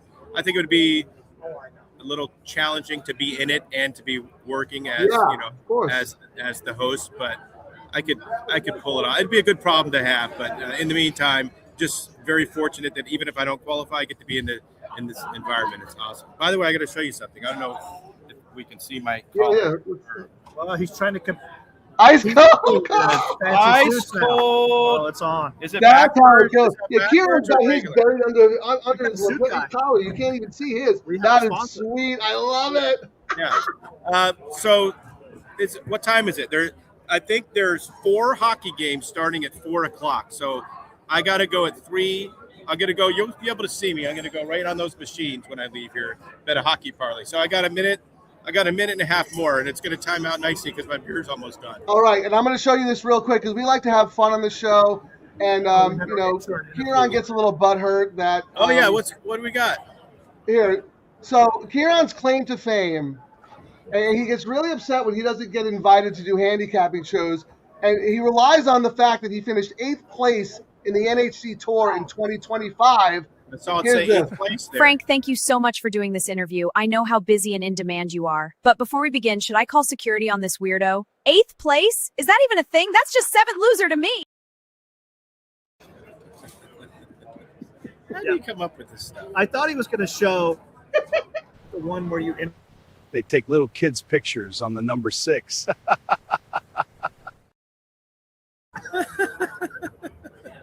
Let it ride, obviously. Great, good reference. Ice Cold, thank you so much for joining us. There's his late pick 3. Oh, man, I got to talk to Ciaran again. Thank you, man. Love you, do Frank. great work. Yeah, sorry that you have to get this guy back in the seat. My bad. You saved me of talking to him for like 10 Bye, minutes. Dave. Thank you. Thank you. And I'll bet the 5 to win here, too. How about that? Dave Weaver, ladies and gentlemen. I love Dave. He's so good at what he does. Great handicapper. It's so funny. I wish I had told him. Actually, I told him this in person. There's a couple of old school Greek guys who hang out at Del Mar, and Dave was walking by in the paddock, and Spiro goes, of all the TV personalities, Dave Weaver's the guy I want to hang out with the most. Oh, no. Smokes cigars, drinks, gambles, good guy, fun. And I actually introduced him to Dave, and it was like he met Dave is dude's awesome. Well, there's his play. Let's get to our play. Let's look at some probables, Ciaran, going into the next leg. Who's going to be favored? I'm pulling it up right now. Let's see what we're looking at. I'm not pivoting, ladies and gentlemen. I'll let Public Assembly beat me. I don't care. I'm actually, while I was sitting there, Dave just went and bet his paycheck from TVG right now on the 5. So he said he's going to do a 4-team parlay on hockey at the machine right there. He's like, you can show me on, and then I'm going to go bet the 5 to win. So I think I'm actually going to have to pivot because I just want to get up because I don't have that horse, Well, look what happened. The money showed up on that Sadler horse in the previous race, and it was wrong. True. Well, do you like Public Assembly? Let's say Phil wasn't cold. Just evaluate the horse on the horse's own merits. I mean, he's okay. It's okay. On its own merits, yes, especially with this jockey. Yes, that's why. But it was like I had so many other horses. I was like, I got to pick and choose, and Phil is cold, which is why I didn't use it. But my pivot will be 5, pick 3, 5 with 6, 4, 7. You want me to type this? Yes. So I'm going to do 5 with 6, 4, 7 with 2, 5. $12. That's going to be my pivot on a horse I was kind of thinking of, but I threw it out because the trainer's cold. But then I should be going, I want the trainer to get hot so that my horse can win, later this week. Did they draw that race yet? I actually did not look. I was so focused on playing this stuff. I did not look, did not see it yet. All I got was the workout review where Phil was like cursing at Barrios. Oh, look at this. We already told him he's like betting like a degenerate. One Corona and he's like throwing money away. He's never met a bet he didn't like. He's like you, but he does it all across the board. He's also a really good sports handicapper. Oh no, that's his sports are what he does. Yeah, yes. Yeah. Like Dave, I learned. Dave's a real gambler. Like I don't mean that in a derogatory, No. Like he's a smart, informed gambler. Really good. Correct. Really good at what he does. All right, Ciaran. So let's look at the tote. Mrs. Astor is now 9-5 favored. Okay. Going Well, let's forward. look at the pool. I'm just looking at the pools right now. Well, we got 140K in. There's a lot of hedging on Miss Astor, which is not surprising because we really wanted to like her a lot more, but there was a lot of question marks. 42K to win, 12K to place, 6K to show. It's not like a dominant chalk that we would usually see. Well, how about this? Because we didn't really talk about the Miss Astor in this leg to the 6 in the next, the double, $7 for 2. Oh, who's the next lowest? Oh my God, it's not even close. The 7 at 46. The 6 is going to be 2-5 based on that, right? Yeah, but I was looking at the pool money here, and the 5 is the people betting on the 5 right now are betting on the nose. They're not hedging. They got 30,000 to win, 6 to place. The guys betting on the 10 are going, yeah, should win, but I'm going to kind of hedge my bet. That's not the kind of chalky chalk you usually want to bet on a race like this. But Steve D'Amico wants to know what we think of the 4-horse here. You got anything on the 4-horse? Let's see. Diego for Belfour, sharp work. I didn't toss it. I just put that notes in, and someone was just telling me Diego's out of here. He's going to Gulfstream. Yeah, he's going to make a move to Gulfstream. He announced that after he won the big cap. I think he'll do very, very well there. He's going to be a jockey to watch when he gets out, when he starts getting the mounts. Yeah, I'm a little surprised he's leaving, though, because it's not like he was – he's good. He's still young and learning. But maybe he needs to go there and, beat up on, second-tier jockeys and then come back. Yes. Maybe learn a little bit more, whatever it might be. Because he's been in the top no matter what people say, I think Santa Anita, California, top colony. I know Pratt – people go Pratt and Irad are out there, but they get all the cocks, like all the gazillion-dollar horses. Yeah, there are 3 to 5 shots every race, so I don't care how good they are. It's not a good gambling product. Correct. Who did you use in the middle leg there? I'm trying to look. I don't even remember who the 6 is. Oh, the Bondi horse, yeah. Yeah, so this is the all turf I'm alive on. I've got 1, 2, 6, 7, 8. Oh, wait, I'm looking at that wrong. I got to be looking at that wrong. Stephen D likes Paradise Lake. Yeah, I think Paradise Lake and Public Assembly are pretty much the same horse. I ended up not liking either of them. I'm worried about the distance for Paradise Lake. And, Public Assembly has been beaten by a bunch of these already. I've been told, so don't listen I agree. to me. I agree with Frank on Paradise Lake. So you guys should go bet that horse right now because how many times lately has that happened? Because I went faded going longer, so that I thought the distance was an issue, and Urton's only 6%. But we've said that probably in the last 2 weeks, 3 or 4 times. Both of us agreed, fade the horse, and what happened? Win. Yeah, the problem, like, it's been so weird for me. It's like I've done really well in races where I kind of had a lukewarm opinion, but there have been several races this meet where I either felt super strongly about a horse as a single or super strongly against a horse, and I was wrong almost every time. Yep. There at the gate. Good luck, everyone. I think the best result for both of us would be the 8. Good price you have on the all turf. Good way to start the late pick 3, right? Correct. All right. Good luck, everyone.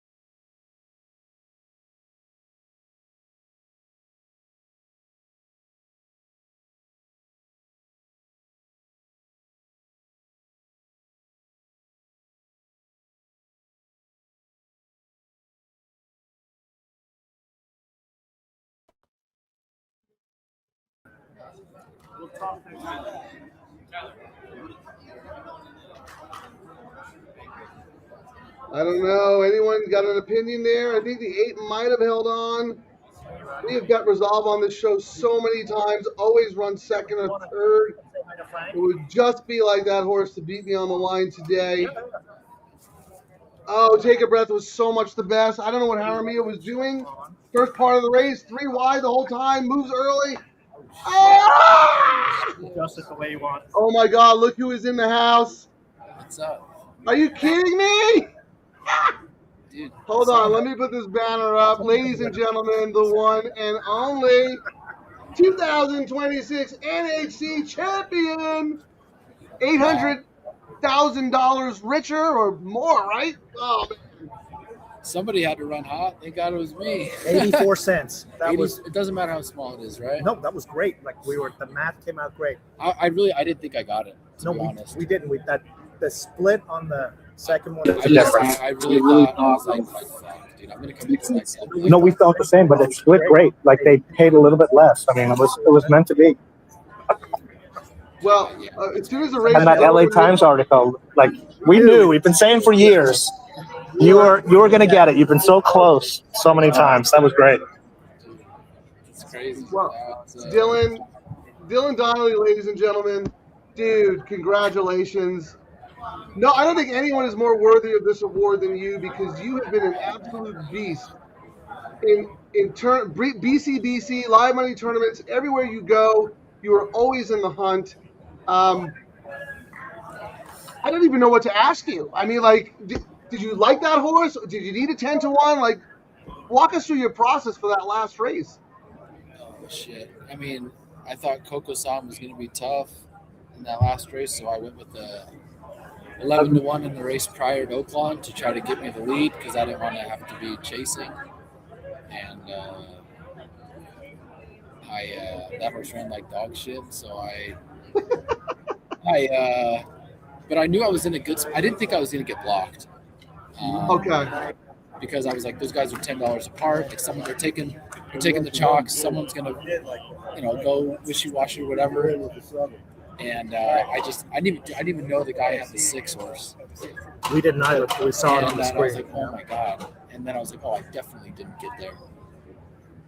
Well, when they made it official, I don't know if it was the win or the place. One of them was 80 cents. And I said to Ciaran, that 80 cents could actually matter because it paid a little bit on the high side. And he's like, oh, wait, you're right. And then they announced you won by 84 cents. So who ran second? Frank Polk? None Above the Law ran his normal race. No, in the tournament. Oh, Frank Polk. Yeah. Is he a California guy? I feel like I know him. No, he's I know from the Oklahoma. name anyway. He told me he's from Oklahoma. Okay, then maybe it's a different guy than I'm thinking of. Yeah, that was a pretty salty field there, though, going into the final table. But look, we're telling people on the show, this tournament is a grind. It is not easy. I mean, so many things have to be right.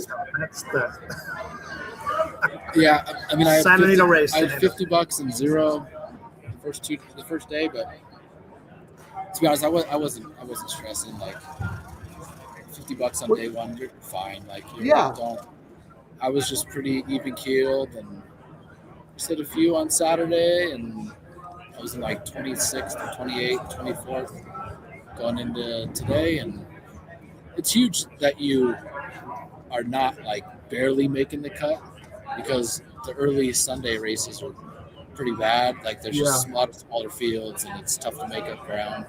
But I mean, I had like a 3-1. I had a 29-1 run second. I just kind of chipped away the whole time.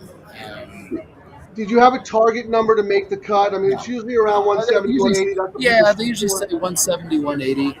And I think I had 207 at the end, so I was like, all right, we're good. The last like 6 races, I was chilling. I was like, all right, so that's a good, relaxing feeling, and you don't have to. I mean, if I'm $6 out of the cut, and I like an 8-5, I'm not playing really the 8-5. Like I'm going to play someone bigger. So who knows how many chances you're going to have to win this thing? So you gotta go for it. You literally have to. So. Well, let me ask you this. I didn't get to pay that close attention to the leaderboard because we were busy doing shows. But at one point I looked up, I saw you were in the hunt, but how far back were you at some point when you were like in the top 10? Were you like significantly back? Did you have to make a big run? $40. I was $40 back. I was $40 going into the behind the leader, going into the final table. And the very first race I played a 3-1. I was like, hey, I'm chilling. And it ran great. That was the difference. Doing the favorite was literally. Yeah, like I'm not. You can't. Favorites. We talk about it all the time. Yeah, it's, I was talking to Mike McNansky from Barstool Sports, who was playing in the last chance, first chance for the first time about some strategies, and we talked about that. You don't have to pick a 10-1 in every race. You need a good mix and match as long as you're going to get to your target. Because that 3-1 at the end of the day absolutely matters. It could be the difference between making the cut or not. And it turns out here that you got the winner, you got the points, you moved up the leaderboard, and that put you in a position to, make some noise. It's the game within the game.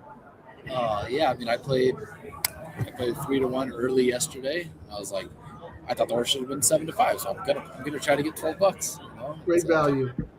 I was telling the story before about over the summer. Me and a bunch of my friends after one of the tournaments were. You got to roll out and go to your. And there was a table next to us of very nice ladies, and one of them kept looking over at us. She just kept looking over, like I could tell she was kind of eavesdropping. And at one point, she got up and she said, "Excuse me, guys and gals." Terry was there, and a couple of other of our partners. And I don't mean to interrupt, but I hear you talking about horse racing and tournaments. And can I just ask, do you guys know Dylan Donnelly? And we all were like, yes, of course. Was that my aunt? Yeah, she goes, he's my nephew. Yeah. Unless you got a pick for us here. Did you And her and Terry had a great conversation. Like, they exchanged numbers, and we're like, Dylan's the best, and whatever. She's like, we were on a hot. I love Dylan so much. He's my favorite. I said, we all love Dylan. And not only do we love him, the dude is a freaking amazing horse player. That was a cool moment. Yeah, no, she was like, hey, I ran into some people at, I forgot what it was, Retractors. Yeah, Retractors, yeah. Yeah. Wow. It ran hot. Someone's got to do it. And, why not? Yeah, but come on, don't be so modest. You have to make some tough decisions. There's a lot of game theory involved. You're not just, when you're playing a tournament,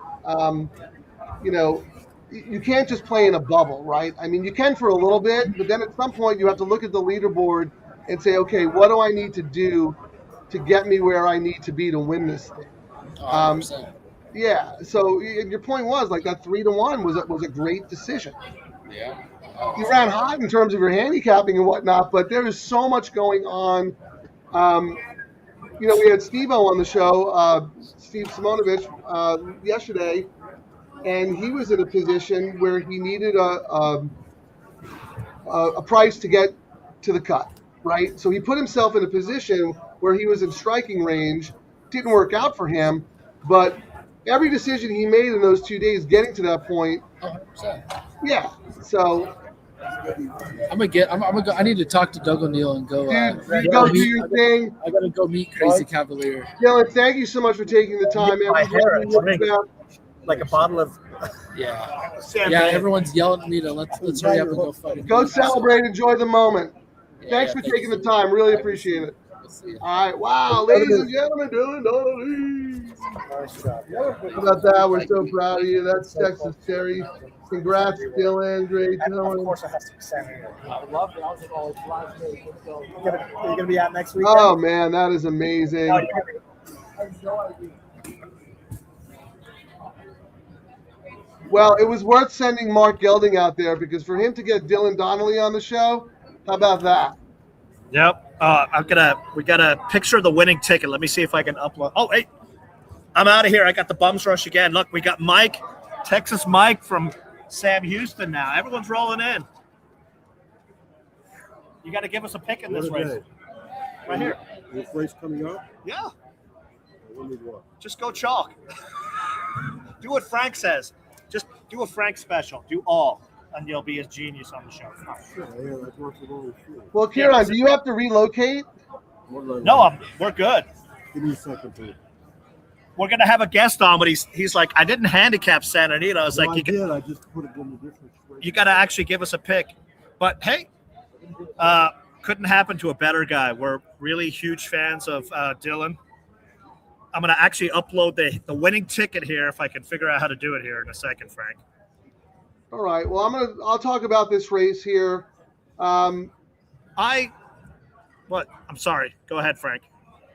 No, I was just going to look at the odds board. Twisted Humor, 2-5. Taking all the money. Let's look at the will pays while Ciaran's finding his stuff. Well, this was Dave's. When I talked to Dave earlier before the scratch happened, I went 2-6 in this race, and he was like, well, I'm all about the 6, and it's going to be even a shorter price because the 2 scratch. And I went, really? The 2 scratched? And if you looked at my ticket, I kind of went 2-6, but then I did a chaos ticket with the 4-7. Frank, if you said, Ciaran, you're not allowed to bet the chalk in here, who are you betting? Believe it or not, the horse I would probably land on is the 7 with Tyler Bays on. So that should tell you. Well, I'm going to say, Ciaran, find the picture. Oh, yes. Yeah, well, I can talk for 2 minutes. Maybe I can give an opinion first. Find the picture. All right. Yeah, because it's important. I mean, we're here to have fun, but we're also here to gamble. You see our picks. We have them up in the chat room. Actually, I was talking to Dylan. I don't know. Did my 8 hold on in that race? Yeah, we won, Frank, and I'm alive. Okay. You didn't even talk about it.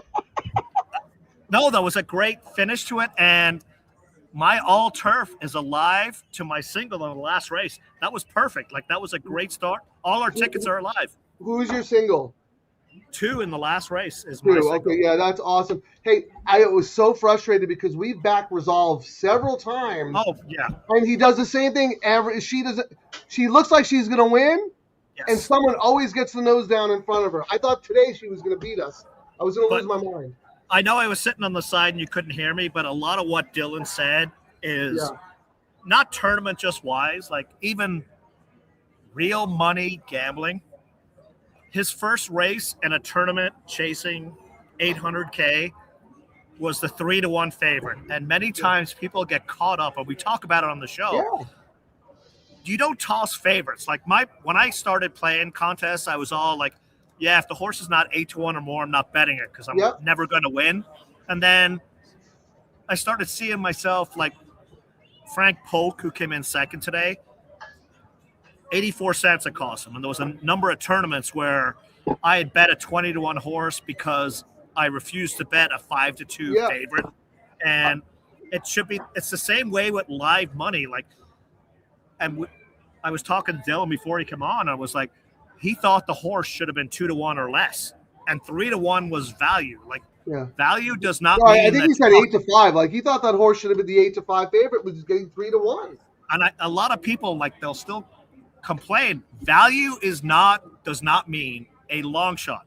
Yep. Value means if you think a horse is going to be a certain price, and it's higher than what you think, that is value, and that's how you got to bet. If you think a horse is going to be 9-5, and you love it, and you're getting 4-1, and you still love it, you bet it. You don't toss it because of that.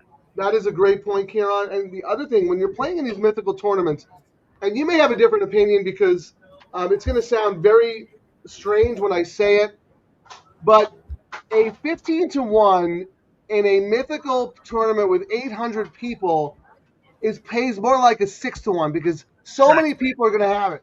Yes. That 3-1 that everyone is avoiding because it's 3-1 and may that pay was like an 8-1, and that could be the difference. And today that was the difference. The very first leg, I believe it was him and one. It might have been just him, but I think it might have been the guy who was in the 10 spot. They were the only 2 who had that one. And halfway through that race, you were like, this one is a lock. And then we looked up, we're like, oh my God, 3-1 on a tournament like this. Usually these races on Sundays, you don't have the best races. The chalks win a lot. And if you've got a big lead, that leader had $27 on everyone. And that's the leader had what? I missed it. He was $27 up on everyone. The and guy usually first? in first was up 27. That's Okay. usually on Sundays, usually at the NHC. That is a pretty big. Right, because you need like a 9-1 shot, right, to Yes. catch it. Okay. But you know that 3-1 ends up being like $12, and then you get another $8, and then look, he won by 84 cents, and that's I mean, if that place pay or whatever it was wasn't $12.80, if it was just if it was $11.60, he loses. Yes. I mean, it's so crazy. But like Ciaran said, if there's anyone who deserved it, it was absolutely. We've been a huge fan of his. He came really close a couple of years ago. It's not his first time on the final table. I will say, big shout out, Dan Piazza, won it last year. To be at the final table 2 years in a row, you guys do not realize how hard this stuff is in the world, and to do it back to back and almost do it again is like, wow. It's remarkable. I mean, I think maybe I'm don't quote me on this, but I know this for a fact, but I don't know if he was the only person. But Jose Arias, our good friend, yes, then ran second. It wasn't back-to-back years, but that's remarkable. He put himself in position to be the first back-to-back, not for the first two-time winner of the tournament. Ended up second, didn't work out. But you're right. For what's the gentleman's name? Mike Piazza? No, not Dan Piazza. Dan Piazza. Yes. Yeah. Remarkable achievement. Like to do it 2 years in a row, like that's crazy. I can't even imagine. I'm trying to. Our thing keeps saying you're out of space when I try to upload this thing. Let's see. One more time. You gotta delete. Let me delete something. What are you doing? A video or a picture? I'm gonna have. Mike went to get a beer. So. Are you doing a video or a picture? It's just a picture, but it's not taking it for some reason. I don't know. Maybe. Let me delete something. I'm gonna delete Ciaran as the All Turf King because that's dead. I already deleted it. We did it at the same time. You can always re-edit. It's not like it's gone forever. All right, try to do it now. It might work now. All right. I like your handle, by the way. 8th place. No, it's new. You changed it. Which one is it now? Frank's Valet. Oh, yeah. Actually, it's pretty much what everyone said. Hey, while I figure it out, here's Mike from my outside of California. This is my favorite track. I am looking forward to them opening the Signal again. They have some of the best racing. If you're ever in Houston, you absolutely have to go to this track. Sam Houston, you probably see me talk about it a lot. And he's going to have a pick, and we're going to talk smack if he doesn't hit it.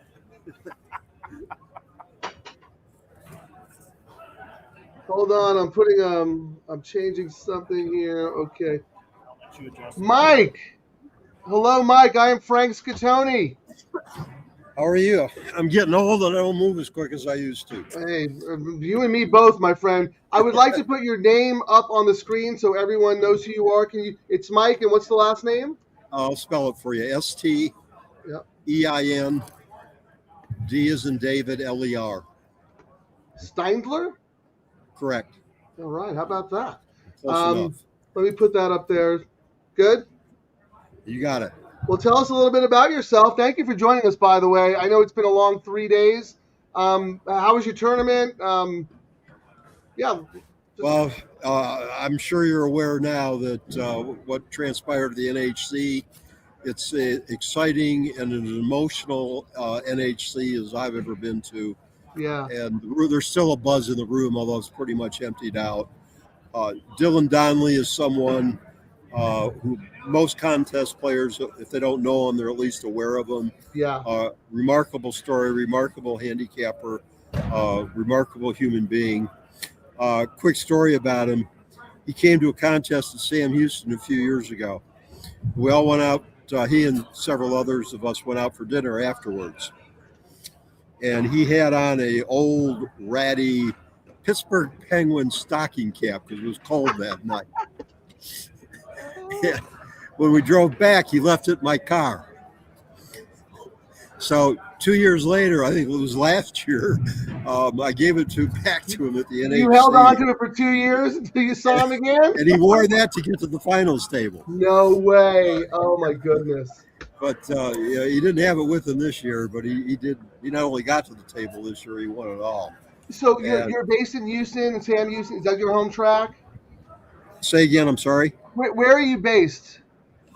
I live in Waxahachie, Texas, which is about an hour south of Dallas. Okay. I worked for many years at Sam Houston Race Park. Oh, okay. I've retired 5 times. But just when you thought you were out, they pulled you back I think in. this last January I finally retired for good, but I may still help them out on contests a little bit. But yeah, I'm essentially retired. Ciaran raves about Sam Houston. I have never been there. I've done a lot of media work with Nick Tamaro. I know he's doing some good stuff down there. Nick was here this weekend. You guys weekend. give us a signal so we can bet it. I don't want to get into that. It's not your fault. No, I know. We won't talk about that. It's terrible. Nick was here. Yeah. Nick was here this weekend. He came in Thursday. He left Friday night. Yeah. And he, myself, and Trey Stiles, on behalf of Sam Houston, we hosted a reception at Old Reds. We probably had about 100 people at that reception from the NHC. I know Trey. I've known Trey for a very long time. I used to be the editor of the Horse Player magazine with Tom Quigley, and Trey was a frequent contributor to our column. And I don't know if the streak is still alive, but at some point he had qualified for the NHC like 20 times in a row or something, which is a remarkable accomplishment. Trey Stiles, I'm talking about. Look, yeah, Trey's still here. He was here this weekend. He's qualified 24 straight years. Yeah. If you don't know how hard that is, I'm telling the audience right now, that is not an easy thing to do. Trey is one of the sharpest players out there consistently. Used to contribute for the Horse Player magazine when I was editor, and now does a lot of analysis for Sam Houston. I think he's one of the track handicappers, right? Yeah, Trey and Nick do the Sharpie Time handicapping show, and up until last year, I did it with Trey on Sundays. Okay, nice. And on other times, as a substitute. But So this year, I just the commute was getting too much for me at my age. Okay, fair enough. I don't want to keep you too long, but I do have one question. I'm very interested because whenever I meet someone new who has so much passion for the game, I have to ask, what is your origin story? How did you get hooked on racing? How did it all start? That's a good question. I've got the answer to it. All right. My father despised gambling. We grew up in Michigan, and we took a Christmas vacation out to California, and I think I was a sophomore in high school, maybe a junior, I don't know. Something possessed him to take me to Santa Anita for the afternoon. Santa Anita, as you well know, is absolutely intoxicating. Magical. God's racetrack. And I made one $2 show bet the whole day. I still remember the name of the horse. It was McCloskey. Wow. I don't remember if he came in first, second, or third, but I cashed the show ticket for maybe $6 or $7. And I thought this is the easiest thing in the world. Yeah. I love it. I have a similar story, but with editor's note in the Belmont Stakes. That was the first time I went to the track, and I won, and I said, this is easy. I was an attorney for 35 years before I started working at Sam Houston after I retired as a lawyer. Okay. And as my dad was older and I'd go to visit him, I'd take him to the Rotary Club, his Rotary Club meetings. He would always introduce me as his guest, but he would mention I was a retired lawyer, but he wouldn't mention I was working at the racetrack. Yeah. And I was working there 60, 70 hours a week. That is putting so everything wild. I had into it. But as far as he was concerned, that was like a job of being the Walmart greeter. Well, it's a good thing that he despised gambling, because that probably made you want to do it a lot more. If he had despised something a little more acceptable, like being a lawyer, I mean, you pursued that career anyway. But you know what I'm saying? Like the fact that he didn't approve of gambling probably gave you the little bug a little bit, a little rebellious streak in you. We're going to have to go, but real quick, Texas Terry, my girlfriend and the executive producer of the show, she is from Floresville, Texas, and she knows, I can't even pronounce it again, Waxahachie? Yeah, the Waxahachie, close enough. Yeah, there she goes, border town of Texas and Arkansas. Okay. No, All right, it's just well, south of Dallas. South About of Dallas. 45 minutes south of Dallas. All right. Well, thank you so much for taking the time, Mike. My pleasure. Hey, if you hear of anything from Sam Houston, or you know what, I know Nick, I'll reach out to him. If there's anything we can do to help you guys do something together, whatever it may be, we're all about building this community of horse players. So thank you for joining us. And, you know, there's still a couple more races to make some money. So we're going to try and gamble this late double here. Yeah, well, I'll give you my double pick real quick. Oh, yeah, please. Okay, I like the 3-6 with the 1-4-9. Hold on, okay. Get out of here. We're all about the 2 in the next leg. 3-6 with 1-4-9? Yep. All right. Thank you so much, Mike. My Good pleasure. luck with everything. Thank you. Real pleasure meeting you. Enjoyed it. Thank you. All right, Mike Styler, ladies and gentlemen. How about that? Woo! That was fun. All right, we have 0 minutes to post. Twisted Humor is still the one to do favorite. Let's see who's favored in the next Is leg. that stream stored anywhere? The 9. Is the stream of this The stored 9 anywhere? is favored in the next leg.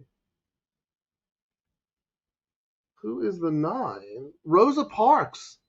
Yeah, I'm not surprised. That's the other Phil horse, you know, that I kind of use defensively, Frank, but fresh you for Phil. I'm not overwhelmed by her. I mean, I don't think she should be that. No, and my thing was cuts back, but the works were uninspiring. And one of the things we've seen, and I know Phil's horses are working really, really fast in the mornings. And if they have crappy works, they've not usually been winning, and we've not seen a lot of his horses win. And my notes were used defensively on a ticket, which is why I've got it on my tickets. But if you want to beat it, that's a horse to beat. And if you're saying that is taking the money, oof. Yeah, I'm trying to see. I got to see what I'm alive to here. 6, 3, 4. Unless, how long do we have? They're loading. We got Tyler here.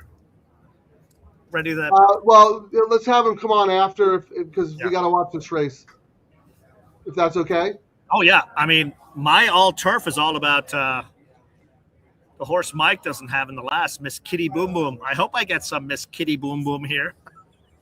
We are in Vegas. That's a Vegas name. Come on.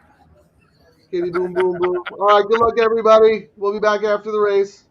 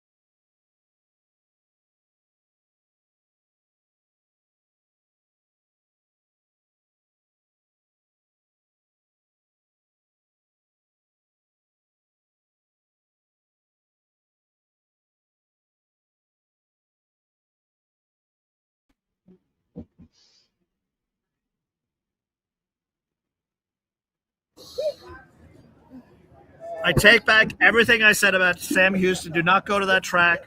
Texas Mike is dead to me. What happened? How are we going to get the 1-4-9? His horse won, and he knocked me out. And you, I think, do you have that in your? Of course I did, Ciaran. Come on. Oh, you did all again? No. 634. Boom. I'm alive to 562 in the nightcap there. Unfortunately, we did not do a community ticket, but you know what? That's okay. This is a special show. We had so many people on. Yeah, no, this is a special show. I don't mind. We've Frank, talked a lot. We put our picks out before the show started, so it's all good. There's the winning NHC ticket. There's an 850K ticket right there. OMG. 2 win plays. That's the ticket right there that won the NHC. That's Dylan's actual ticket? Or did you find that in the garbage can? No, Dylan gave it to me while we were there. That's the real, legit. That's the winning ticket. Live on Double Trouble Live here, Santa Anita. You're going to give it back, right? You're not going to put it on eBay and try to sell it? No, he has it. He took it back. He just let me take a picture of it. Otherwise, we'll get it framed for him and laminated and, blown up. Dude, that is so awesome. That's his winning ticket right there. OMG. Wow. Are we going to frame it? I mean, we kind of know people. Kind of know people what? We kind of know people. Like, we got the winning ticket from the guy who won the NHC. I mean, they just come by and tolerate us. Oh, you want a compliment. That's what you want. Okay, here. Terry gave you a compliment. Great on-site hosting, King. All right, here. I'm going to show this before he hops on. This is our tournament guru right here. Should I let him see the video? Yes. There.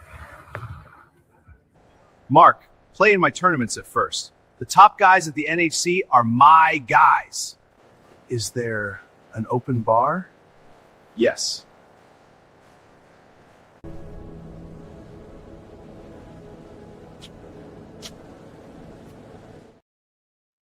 Not all bad. You got some love.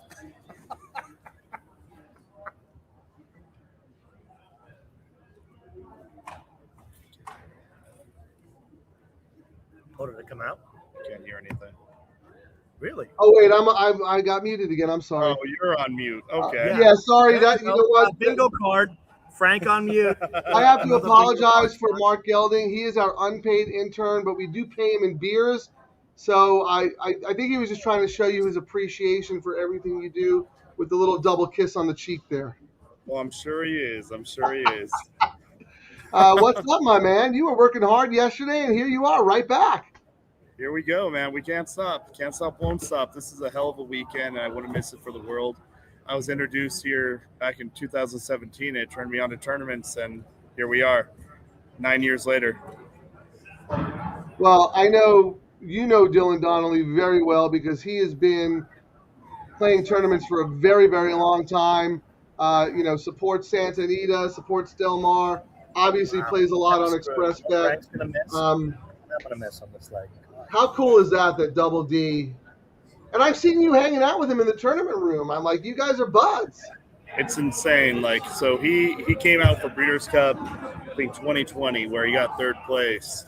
And that was the first time we met. And it was just a matter of tournament host and tournament player. And then I think he invited me out for his birthday one day. And it was all from there on out. We're just friends. We live 20 minutes away from each other. Oh, is that right? I didn't know that. Yeah, it's incredible to see him do this. I've seen him grind through the years and push on all these tournaments, and he's always trying. My least favorite thing about him is whenever he buys into a tournament, he'll text me. He'll at least give me fair warning, but he'll text me in the morning and he'll say, "I love somebody in race 2. I'm gonna hammer it," and I'm like, "I hate you, please." I'm like, as much as I want you to win, don't win, because then he's gonna shoot up to the top and deter everybody from entering in, because we're open to race 5. Don't kill. That's usually my response is, "Don't kill my entries, please. Don't kill my entries." Oh my God, that is so funny because he is not afraid to jump out of the gate. Like if he likes something, it doesn't matter if it's the first race or the 7th race. Yep. It matters to me. It matters to me. Early, right? Yeah. No, when he has a strong opinion, he's not afraid to unload. Exactly that. That's why you win it. Which is kind of incredible because a tournament like this too, there's no unloading. It's more structured. That's right. More, the mythicals, yeah. It's a grind within a grind. You have to pick which races are most valuable, and you have to pick the right horses. It's insane what these guys do here. That's the amazing thing about Dylan Donnelly. For him to win this, because the mythical structure is a lot different than the live bankroll. And he is a beast at the live bankroll. I mean, I think he was second to the BCBC one year, or the NHC Tour. Like, he's had so much success. I know so much success in the live money stuff. So for him to come and win a $2 mythical win place over 3 days at the NHC, like, talk about an all-around unbelievable handicapper, horse player, and tournament player. It's an incredible grind, honestly. And then, I mean, today I was actually very happy going into the final table. Well, let's start out before. Whoever made the cut, we had 9 people from that earned their way through ExpressBet that made the cut out of the 83.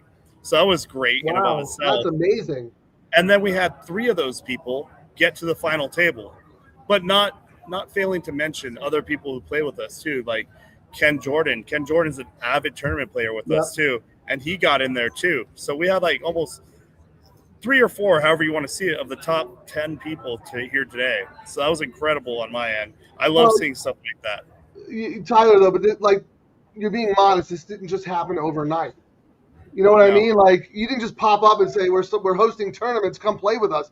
You have been building this community for like 10 years, maybe even more. I mean, you guys have always been so player friendly.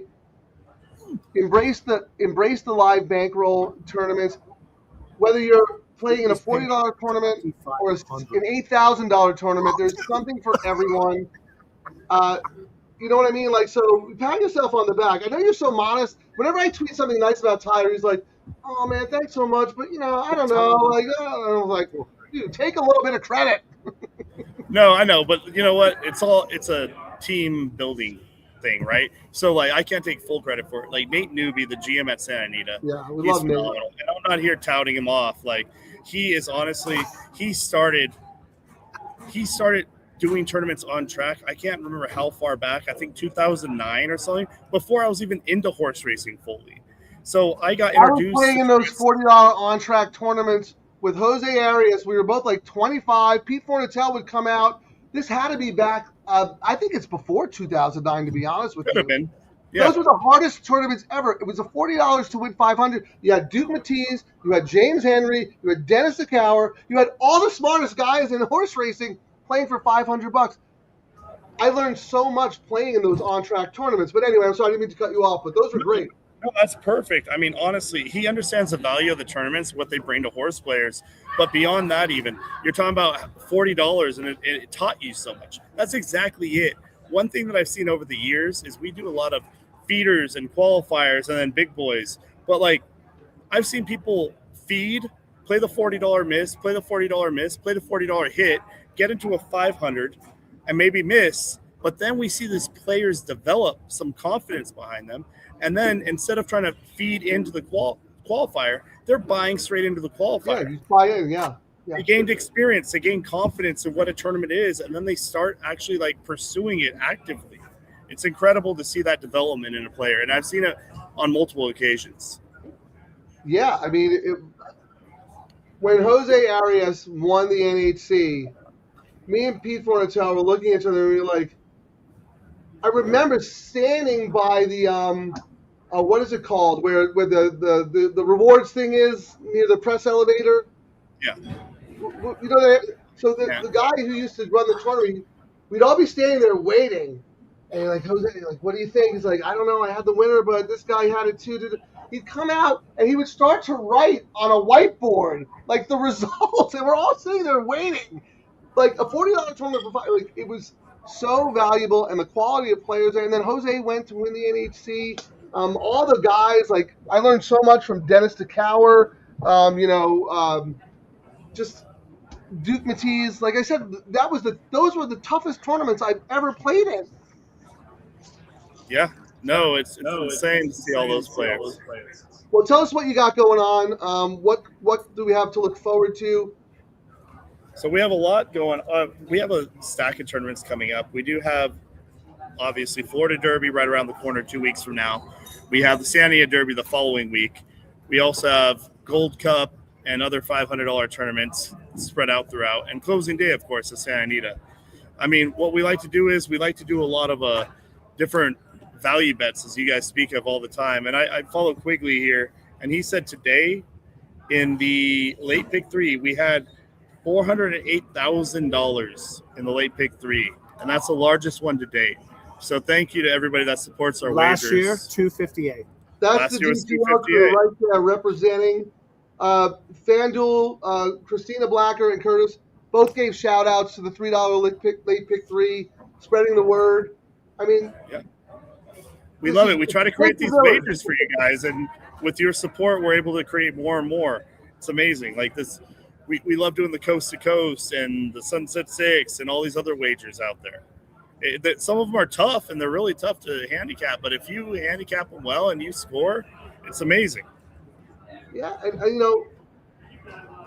I get it. Back in the old OTB days when, the horse player didn't exactly have the greatest reputation, those days are over. The horse players are smart now. They understand value. They don't want to feel like they're the mugs. They want to feel like they have an advantage. Santa Anita has given us an opportunity to feel like we can actually win. Like, we just got to beat the next guy. So thank you for saying that and acknowledging us. The only thing we ask in return, and this is coming directly from Terry, our executive producer, if people want to play in these ExpressBet tournaments, they need to have an ExpressBet account. Yes. Where's our QR code, man? We want to send you business. I know. I am talking to Dustin, our marketing guy, and we're going to get you guys a promo code to get you guys signed up, to get you guys some new players and some new player action here.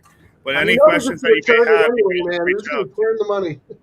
No, I know. I love it. I love everybody trying to get into these tournaments, and it's incredible. At events like this, I get to reach out to some players that I've never met before that maybe play online with ExpressBet. And that's why I love coming here. It's a big social event is what it is. It's handicappers galore, but some of these guys I would never have met if I didn't come out here. Some of them I see all the time on our leaderboard, and then I see their name on their chair, and I walk up to them like, hey, nice to meet you formally. Like, it's incredible that you guys support us. Thank you so much. So always a big thank you to the horse players, without a doubt. I know how hard you work because I see you when I'm at Santa Anita, behind the scenes, all that stuff.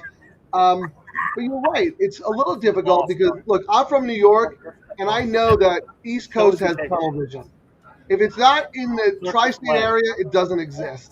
So when the New Yorkers and the East Coasters come out to tournaments like this, that gives you an opportunity to clue them in on what's going on. And I really think I love so much that you brought up the $400,000 pool in the late pick 3. The word is getting out there.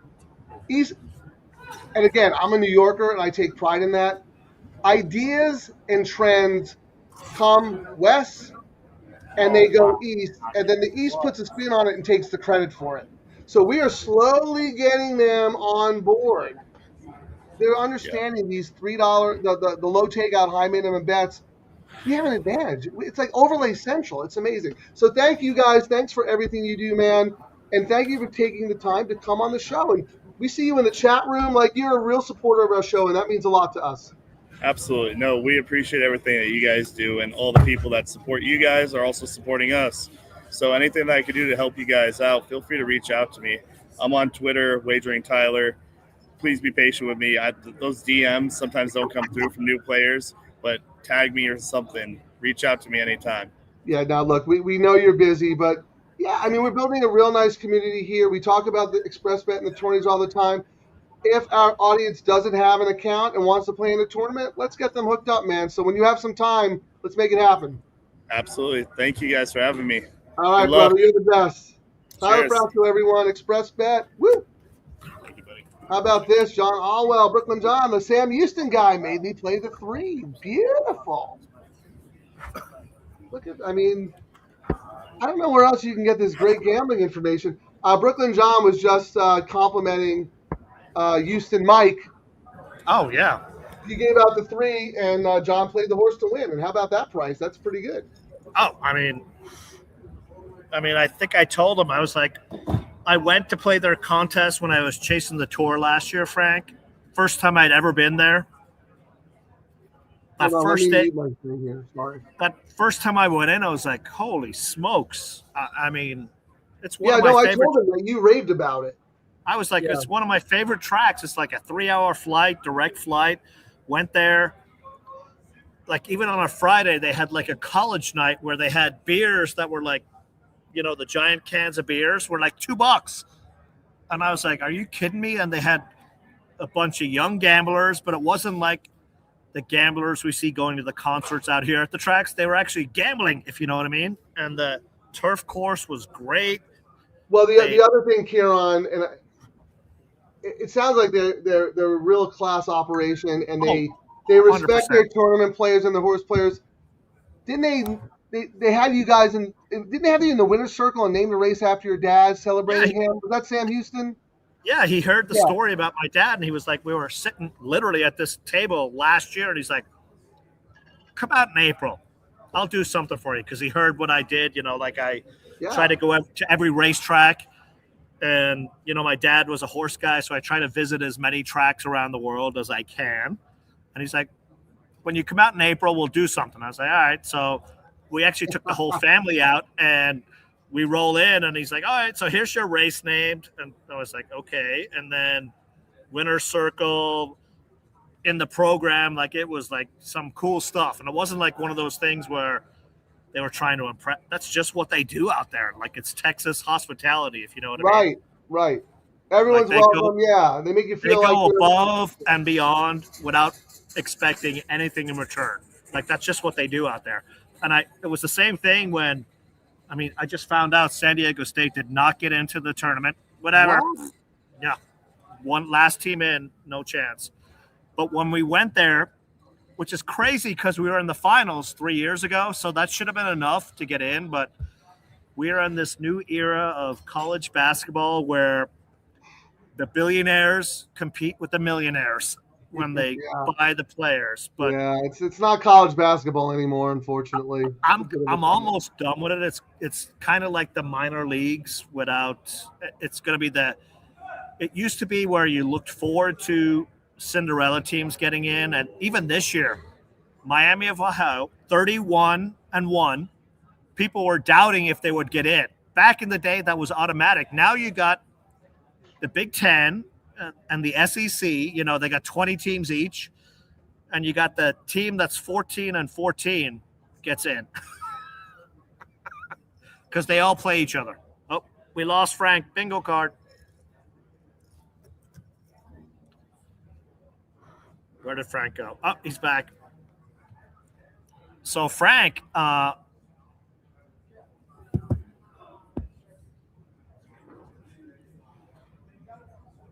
you're muted, Frank. I went to splash my face because I was falling asleep with you talking about SDSU. I want to go back to Sam Houston. If you remember, maybe for the next show, you can upload the picture that you have. Oh, yes. It's awesome. And I want to give them credit for doing that because they make the player feel special. Customer service is not that hard, ladies and gentlemen. You would think it is. LD happens to love Sam Houston. Oh, it's such a nice track. So Frank, you know what the 2 is paying on the all turf today, which is Y single on my all turf? $2,500. So we're all about the number 2 right now. Like, holy smokes, this is going to be a good all turf. I gotta even look. This show is so dizzying to me. Yeah, and I have the 2 in the late pick 3. So there you go. You win the late so pick 3. We're both alive. Yep. Quick though, Charlie said this. Leonard Powell was on Mike Wellman this morning and said the 7 was a winner. Uh-oh. This is not usually Leonard Powell's move. He usually gives them one. What do you have on the 7? This horse is coming over from Longchamp in France, but it's a great British bred. I don't know. I'm not happy that I'm not on it. What price is this horse?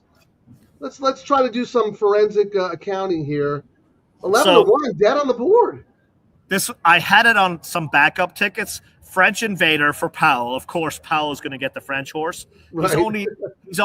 He's actually, and I think you wrote about it too. Powell used to be lethal on these imports. Not anymore, right? No, not anymore. But actually, the same can be said for Phil.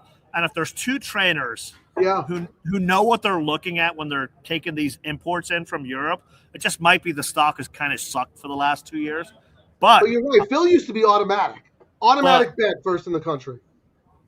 One of the things, and that is actually a scary one for me, the works are lightning works for a horse that just got off the boat.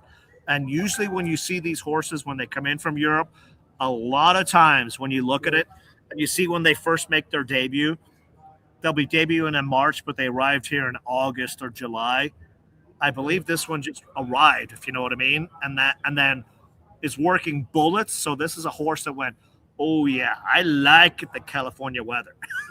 Well, that's true. Yeah, and the going probably likes the firm turf a little bit. And I then actually thought it was a prep race for a two-turn race, but I I couldn't don't know. So hold on, Charlie. Thank you for that information. I appreciate it, and you're sharing it with everybody. But here's the thing: whoever listened to that show is not listening to Leonard Powell because the horse is dead on the board, and the horse didn't really take any money in the multis. Do you want to look at the multi pool? Yeah, let's look and see where they're like. That usually gives us an idea. Let's see. So double right now, Frank. Wow, the 9 is the favorite at 319. Wow, I'm against the 9. I'm against the 9 too. But look at that. I mean, 7-2 morning line. The 2 is second choice at 336. Okay. And we go up to the 1 at 405, which means if you really like the 1, you're getting a better price than you should based on I have that. the 1 as a B. I didn't really love the 1. I liked others more. Did you have anything on the 1? That's the Papa Padromo horse, right? Yeah, I mean, Giro for Papa are 31%, 1 last out under this jockey, and 2 or 3 in a sharp work. Yeah, I mean, the horse is in very good form, but like this is a much tougher group. I don't know. Well, let's the pick 3, Frank. So on the pick 3, favorite is the 2, $1,926. Well, I'll tell you right now, that barn likes to bet. Oh no, that's Baltus. I thought it was Pipey. I'm sorry. But still, Baltus has been hot. Second choice is the 9, $2,080, and the third choice is the 1 at 2363. So essentially on the double and the pick 3, they're all about the 2 and the 9. On the pick 4, the 9 is the favorite at 981. The 2 is the second choice at 1,000. Pick 5, wow, look at these. Pick 5, Frank. 9 is 12,700. 1 is second choice at 15,000. But when you start getting up to these big numbers, it's useless looking at it. Yeah, I mean that's crazy. How about the pick 6? We might be looking at another carryover. So the carryover horses, the 4 and the 8. Yeah. 2 people have the 2, and then, and 2 people have the 5. The rest are single tickets. So it's essentially 2-5 on the pick 6. And, you know, you talked about it yesterday, Frank. Yeah. We should not have had a carryover. So I'm feeling good about the 2. Right, because the money should have been on the 8, right? Yes, and that's why we have the carryover. But all right, you heard what are you alive in the only thing you're alive in is the all turf, correct? That's it. Save my weekend. Pay for that. So I just want to put your play up so people saw how you structured your ticket. So let me do that, and then I'll do mine. So Ciaran's all turf. Which ticket was it? Second ticket. I didn't remember who won. Second ticket. So spread, singled the 2. Yep. Okay, and then nope, that's the all turf. Let me go to this, the late pick 3. My first ticket is alive. I have 562. 2 would be nice for all of us. Let's get this 2 home. I'm not greedy. 2 would be great. But even the 5 and 6, Frank's on your No, pick 3. I know, but for me. But I'm not greedy. I want you to win too. I'm not like you. I'm not a little crybaby. You know what the 5 is paying, Frank? I know. I wrote it down. 3,000. And the 6 is 37. Very nice. What is the 1 paying? Because Froggy Mushroom is alive to the 1. Is that the pick 3 or the double, Froggy? Let us know. We will root for you. If we don't win, we hope it's you. 2360. You know, I almost These debated. Are great, These are great. If I was home, I might have pivoted on that race when my chalk horse, you know, the 2 TikTok night or whatever. I probably should have done the all out of that race, you know what I mean? And then kind of single, but we're always going to go back and look. But I know I've been looking at some of the bets, and we talk about them. We make fun of our bets when we say, I would have had that, but we kind of have it in the back of our mind when we come to the next day and we go, you know what? this happened the last time. Let me tweak the bets a little bit more and tweak it this way. And you always got to try and learn from your last bet to improve the next bet. We're 2 minutes away. 7-2 though. That's. I mean, I get why the 9 is getting all the money, but do you have the 9 on any of your tickets, Frank?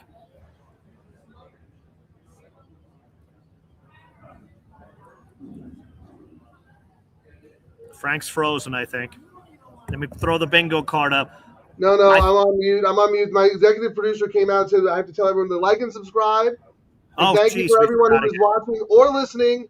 And for those who are on X, if you're commenting, we don't see a lot of those comments, so we're not ignoring you. We appreciate you. But if you want to like and subscribe on YouTube, we will see those comments.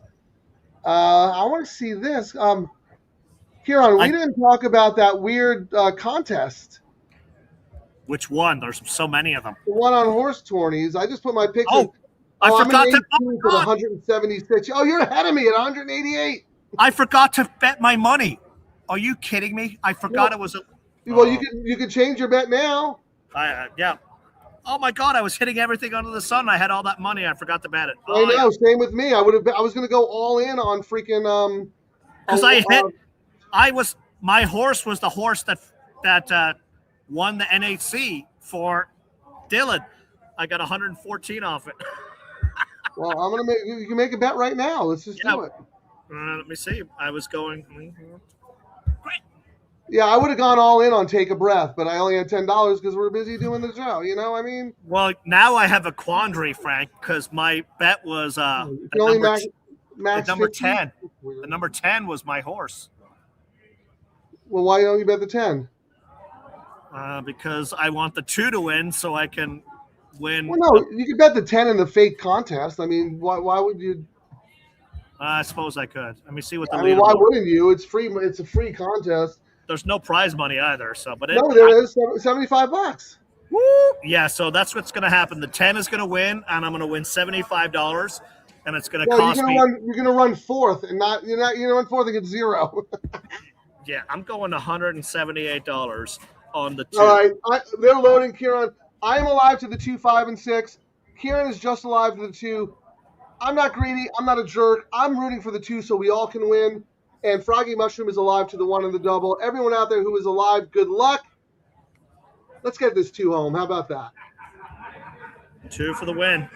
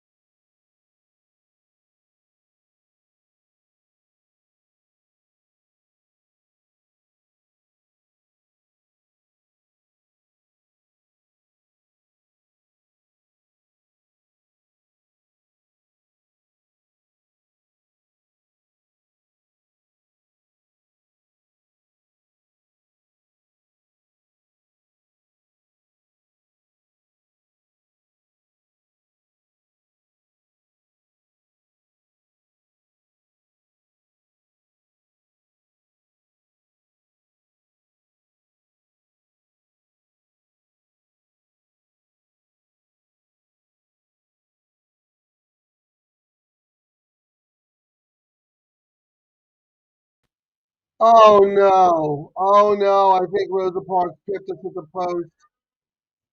Oh no. Oh no. Oh man, I think we're skunked. Hung out.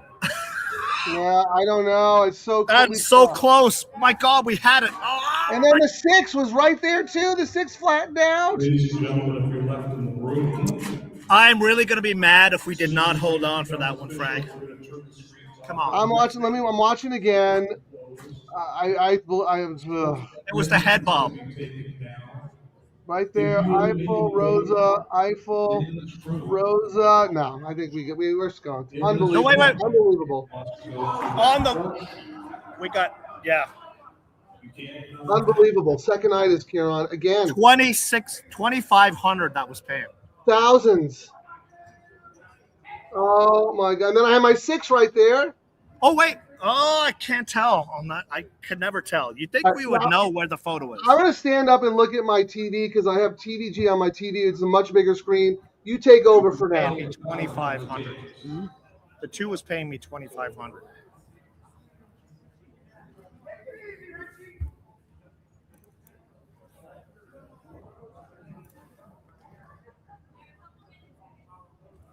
Did I get bobbed again out of big money?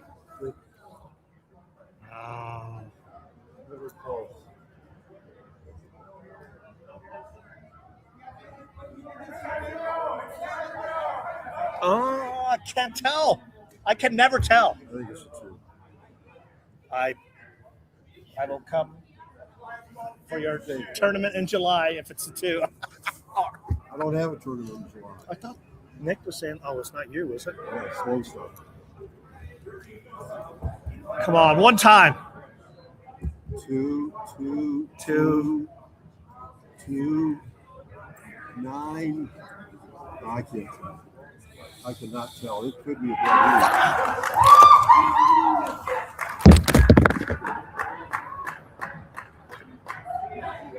Yet again. Unbelievable. That is so bad. That crappy ass Phil horse. Oh, that stung. That really stung. We have been very unlucky. That was 2,538 that was paying, Frank. Well, we give them the horses. We just can't connect ourselves. Yeah, I was alive to the 5, the 6, and the 2. And the people cheering won $12. You know, know, we talked about. Well, don't. I mean, hey, don't. That's a. You know what they won? Good for them. It has nothing to do with us. We talked about maybe saving with the 9. We talked about it. I'm a grown A man, and I said I don't like the horse. I'm not paying the horse. Our horse had a bad break. Did everything after that. It did everything but win. Unbelievable. The very last jump. And what's crazy is the 9 was able to close too, which should not have been when I saw the 2 in the turn, I was like, we're good. Like, I don't think the 9 wasn't that far back though. The 9. No, but still, I thought the 2 was far enough away where we were good. You know. At the 16th pole, it looked like the 2 had enough horse to do it, and then all of a sudden, I don't know what happened. Maybe the 9 changed leads and then just ground it out. Frank got excited about my Eiffel for a second there, and then that horse flattened out. Oh man! But is that? I think that's an LRF horse, right? So congrats to LRF. No, it's Nick Alexander. It's not LRF. No, it's not. Both of their horses flopped, like I said. You know, when there's 2 horses in, they don't usually do well. See, Ciaran, you always get mad. Oh, Frank. LD is your biggest fan. I also have the 2, Larry. But you know what? We'll just give Ciaran all the credit because he doesn't get enough credit on the show. Oh man, was anyone on the show alive to the 9? I would have been alive on the other tickets. You know, like that one race that kept us both. Well, knocked you out. If we had hit the first leg, we would be cheering this leg with the 9, you know. What do you mean, in the all turf? I had a spread race. Like this was one where I spread with it. Which bet are you talking about, though? I don't understand. All turf. Okay. Because we were close. You needed to be alive on your spread instead. Yes. you were just singled to the two. Ciaran, I mean, come on, dude. The two ran a winning race. Monster looked like you it was. You can't be mad at yourself. You know what? Like, no, that was Did you Vegas. have the 9 on your spread ticket? I don't think I used the 9 at all. I'll have to go back on and the look. pick 3. I did. On the pick 3, I had it. Well, that was one of those things. Like if you go back and look at my ticket construction, I didn't have it on the all turf. I had it on the pick 3, so I would have been out no matter what, if you know what I mean. But it was one of those. I was against the 9, like you kind of said too, Frank. Yeah. No, you brought it up, and we both decided against it. But I covered and hedged off the pick 3 with the 9 because I didn't have it on the other ticket, you know? All right, here. This is going to sting, too, for both of us. I had the 9 on that bottom ticket there, but I had this 10 singled. I only used the 8 on my main ticket. If I went 10-8 there, you know, I'm also trying to keep it in a $100 budget. I'm not saying I would have had it. I did bet win money on the 8, so I mean I had an okay day. But Ciaran, I was looking at 1900. You were looking at what? 25, 28. Let's hope the double came back light because we probably would have had the double on our community ticket because you brought up Rosa Parks. Like you kept talking about Rosa Parks. Yeah. Ultimately, we decided against it, but maybe the community ticket we would have had it. I don't know. Yeah, well, that hurts so much, guys. Well, it's one of those things we had the opportunity to have a bunch of guests on, and we had to take advantage of it, you know? I don't regret it. At the end of the day, I mean, it's a good amount of money that we could fire away, but we live this, right? And you're there at NHC, and the whole point was to give people a platform to join us, and you know what I mean? So I'm okay with that. We had the NHC champ on for like 10 minutes, Frank. How many? Right after he won. Yes, because he knows us. We're he's a Santa Anita guy. We had him on for 10 minutes. You know, they're going to be hounding him for the next week. All right, here, Ciaran, believe me, I would happily take the money, but yeah, we had a good time. $319. I mean, I think I probably would have only had it for $5 because I didn't really. The 9 was a B for me, so I don't feel that bad. But we lost by a tongue. I mean, let me find that. Where the horse did everything but win. I mean, our horse did not stick its tongue out. That was the photo finish that cost us a bunch of money, right there. Oh man, wow! And then, but we gamble live. We don't do our picks on a Tuesday.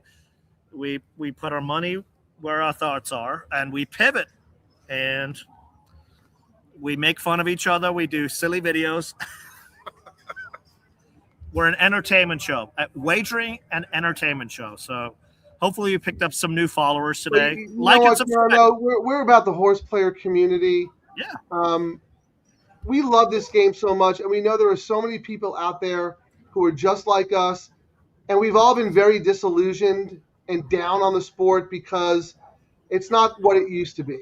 And you said it yourself, and I'm the same way. Our handle has gone down year after year after year, and then all of a sudden Santa Anita implements these wagers, and our handle is more than it's ever been because we actually have an advantage. Oh, well, Frank, the amount of people who came up to me today and yesterday were like, so what spot are you in? I was like, I'm not in. I'm like, what are you talking about? They're like, what? Well, you know what? Yeah, big thank you to you, Ciaran, because I know you went there to play in the last chance, first chance because you qualified, but you could have got out of Dodge after that. So I want to give you major props for taking one for the team and spending all weekend in Las Vegas.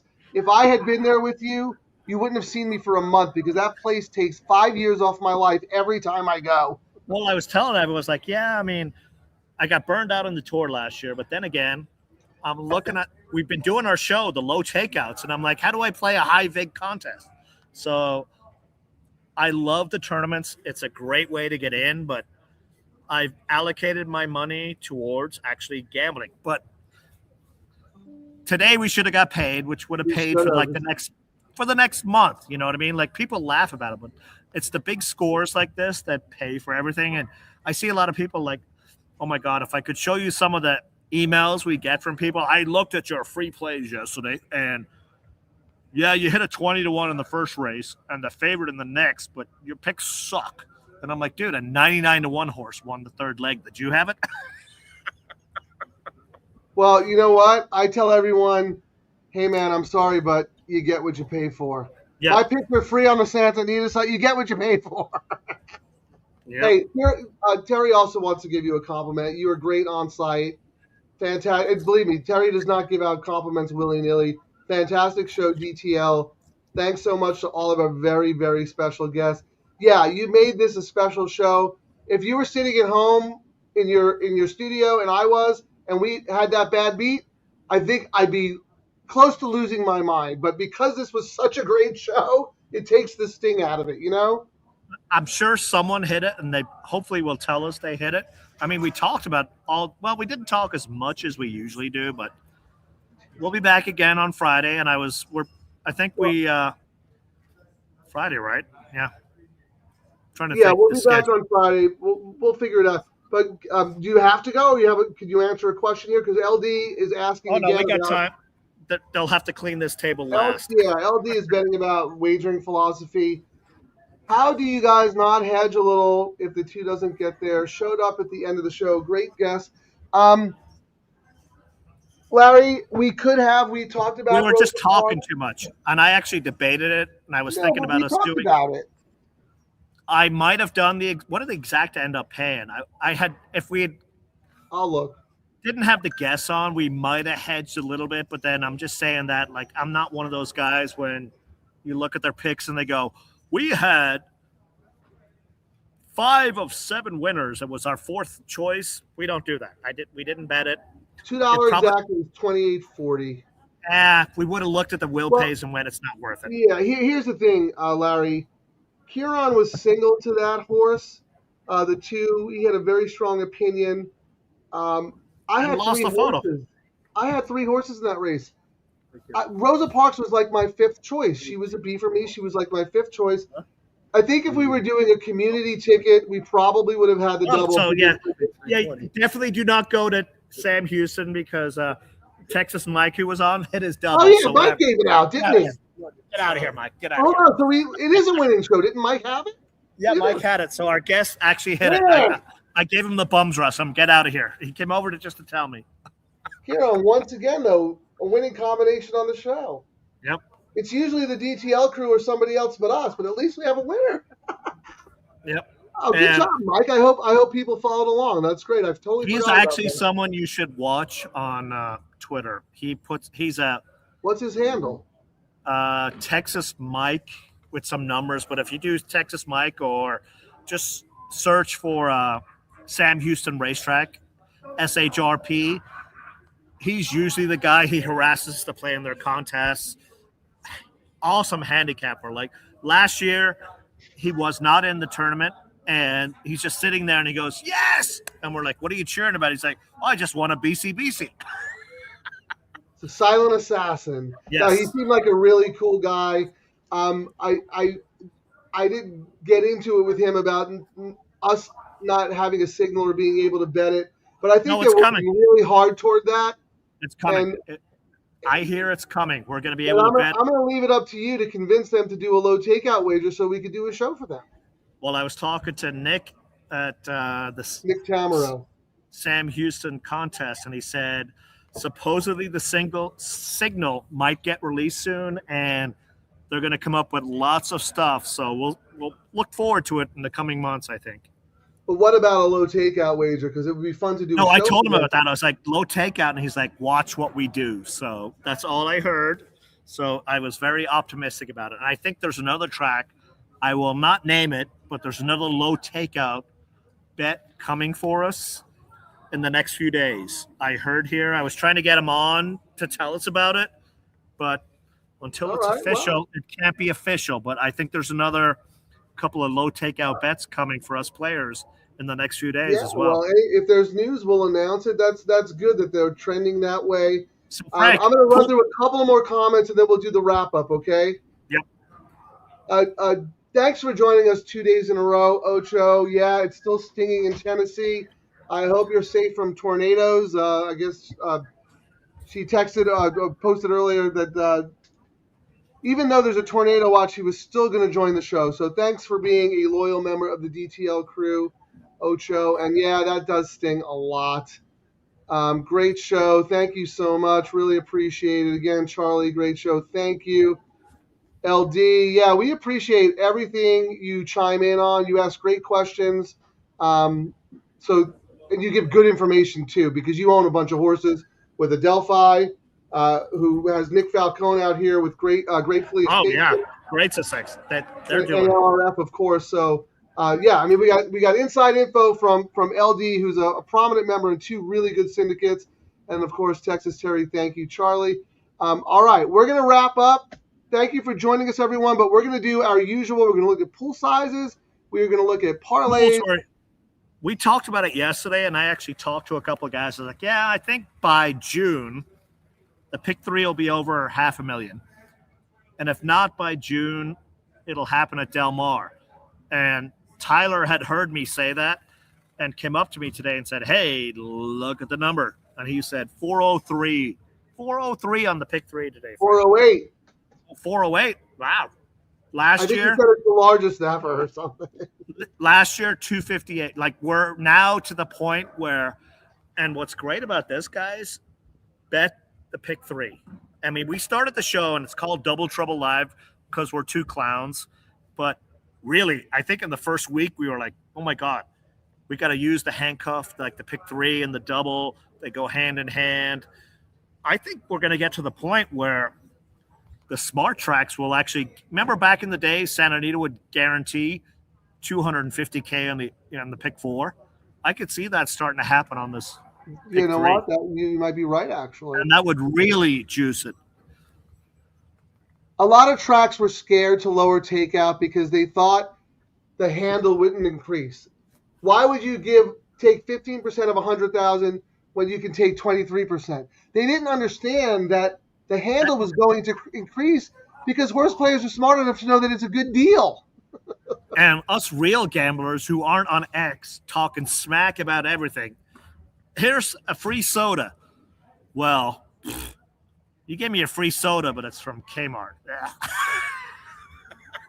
Always going to complain. I don't understand.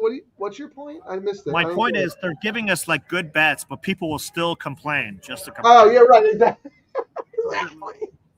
I mean, the dollar hot dogs were stale. Yes, exactly. And like, dude, you got it for $1. Like, look, first of all, some people just like to play the victim card.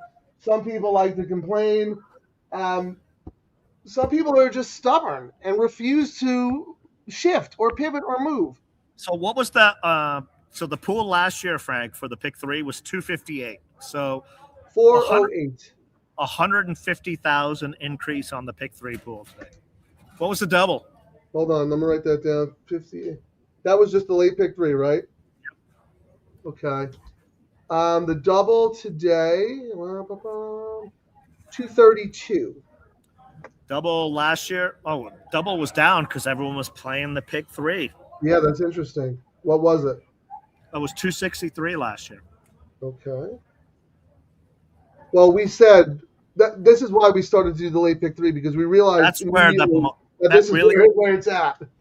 Like and a lot of people are using the double as either a hedge or a press to cover.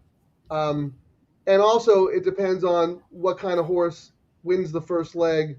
Today was a price. But who won the first leg of the pick 3? Was it a short horse? I don't remember.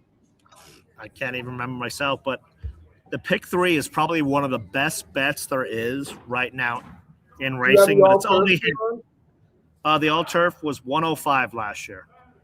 Okay, this year I think it was 120 or something. Hold on, I got to go to another screen though. Give me a second.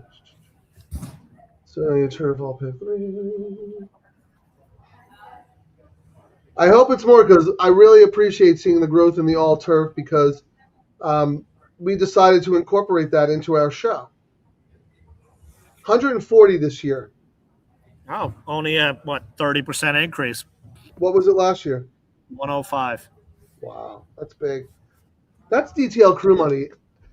anytime it's like 20 to 40,000 over what it was, that's DTL Crew money. I know it. Okay. Do you want to do parlays or do you want to look at Frank Lampard and see how they did today?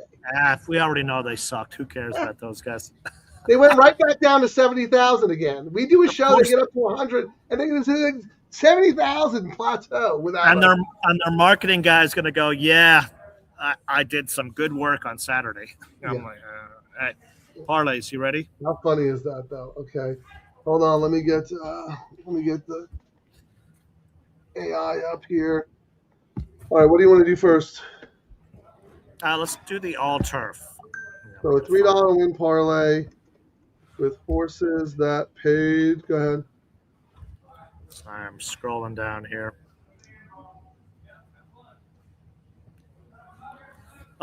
First leg. That was, who was that? I don't even remember. My goodness. Was that? Oh, that was the Crazy Cavalier, right? Yeah. You had that one. I didn't. It had a good price, right? And I should have got, but that was the horse that won, Dylan, the NHC. That really, we should have gotten paid with our good luck vibes with the 2 in the last leg, Frank. I know. Well, yeah. Well, move on. So what did that horse pay? Sorry, I'm going over to Express Bet right now. I can. I'm on Oakland actually. No, just go online. Let's see. Race 5 paid $22.80. Okay, hold on here. Okay, $22.80. $15.60. That was Take a Breath. Okay, and $7.20.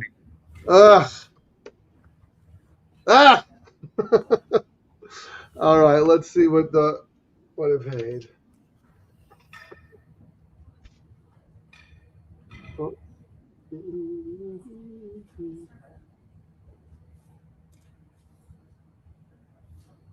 Let's see. I don't know why today it says approximately 960.34. Really? I don't know why it uses the same calculation. What did it pay? I'm trying to go there to see what it paid. It paid $2,026. Oh my God! Like if you're turning your nose up at the low takeout bets and complaining about short fields and blah blah blah, I'm just gonna look at you and go. There's gonna be a bubble next to my head that goes, "This guy's a clown," and I'm a clown. So if I say you're a clown, you really are a clown. All right, you ready for the pick 3, Frank? No, I want to go online and see people complaining. Why did my 5-1 to my 10-1 exacta only play $38?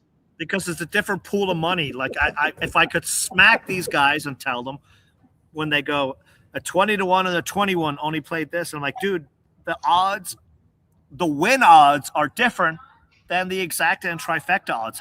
How hard is it for people to and I've seen some guys who are really smart on math, and I'm like, they're different buckets of money. The odds smart in math, smart in business, intelligent people. The odds on the win pool do not impact the odds on the exotic pools. The way to look at it is each bet is a glass of beer. You put your money into one glass and they divvy it out. Doesn't matter what the horse's odds are. Like I actually had someone, when I explained that to them, they went, "Oh, now I get it." All right, you ready? Well, yeah. I mean, you can lead a horse to water. You can't force them to drink, but that is incredible. You know how you said earlier, actually, since we started doing the show for Santa Anita, the payouts have always been above the parlay, but they've been like 300, 400, 200. No, they're starting to get bigger. You're like, wait until they start to get bigger, and they have. And that's why we've seen pool growth like 140K today. All right, what do you want to do next? And people are complaining about these teams winning a lot of money. The teams have... Hello?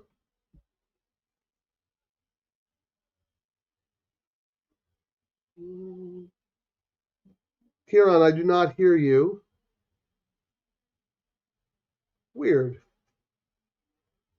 I don't know what happened to Ciaran, but I can do the calculation myself. Let me remove him and put him back in. Maybe that'll help. Ciaran, we lost you, I think. If you can hear me, get out of the studio and come back in. I'm just going to keep you out. All right, well, I'm going to do the parlay then. I'm going to calculate a $3 win parlay. This is the late pick 3 with horses that paid. All right, let me get. Sorry, Frank. They shut everything down. I had a feeling. All right, well, let's just do the last 2 parlays real quick, and then we'll get out of there, and we can debrief later. I'm doing the $3 late pick 3. So you got numbers for me, or do I need to look them up? I do not. They shut everything down, so my laptop went, all right, they shut it down. I'm dead. All right, hold on. So race 6. No. March 15th, race 7. 1560, that was Take a Breath, who we liked. Okay. 1560. Then my Love Lock paid 19. 19. Oh, and this is the sick one. Well, how much? Rosa Parks. Hold on, I gotta get plus. What Rosa Parks pays? 720, I think. Yeah, 720, correct. Okay, because the chart isn't updated yet for that. 720. Okay.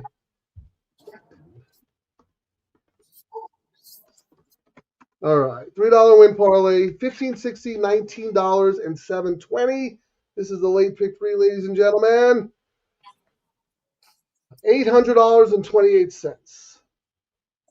And I can't look to see what it paid, but I'm sure it paid a lot more than. I can do it.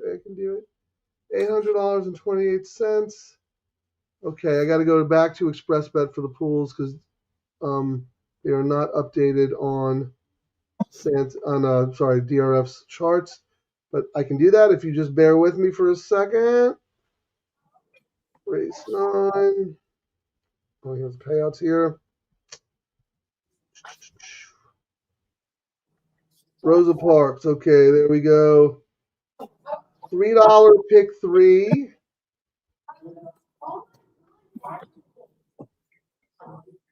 That's funny. It paid almost the same as 839, right? Almost the same as the all turf that you gave me. So the $3 pick 3, 839 paid $2,082.90. Well, maybe we've been. Probably was, what did I say? 800. Yeah, what we're talking about,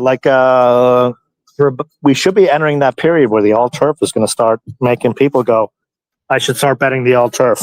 So let me do the double real quick, and then I'll let you go. $5 win parlay with horses that paid. Well, you know what? We're degenerates, Frank, when we're the last people in here, except for the cleaners at an event. I mean, why do they bum rush you so quick? They should have a freaking reception with champagne for you guys. Well, not for you. It's the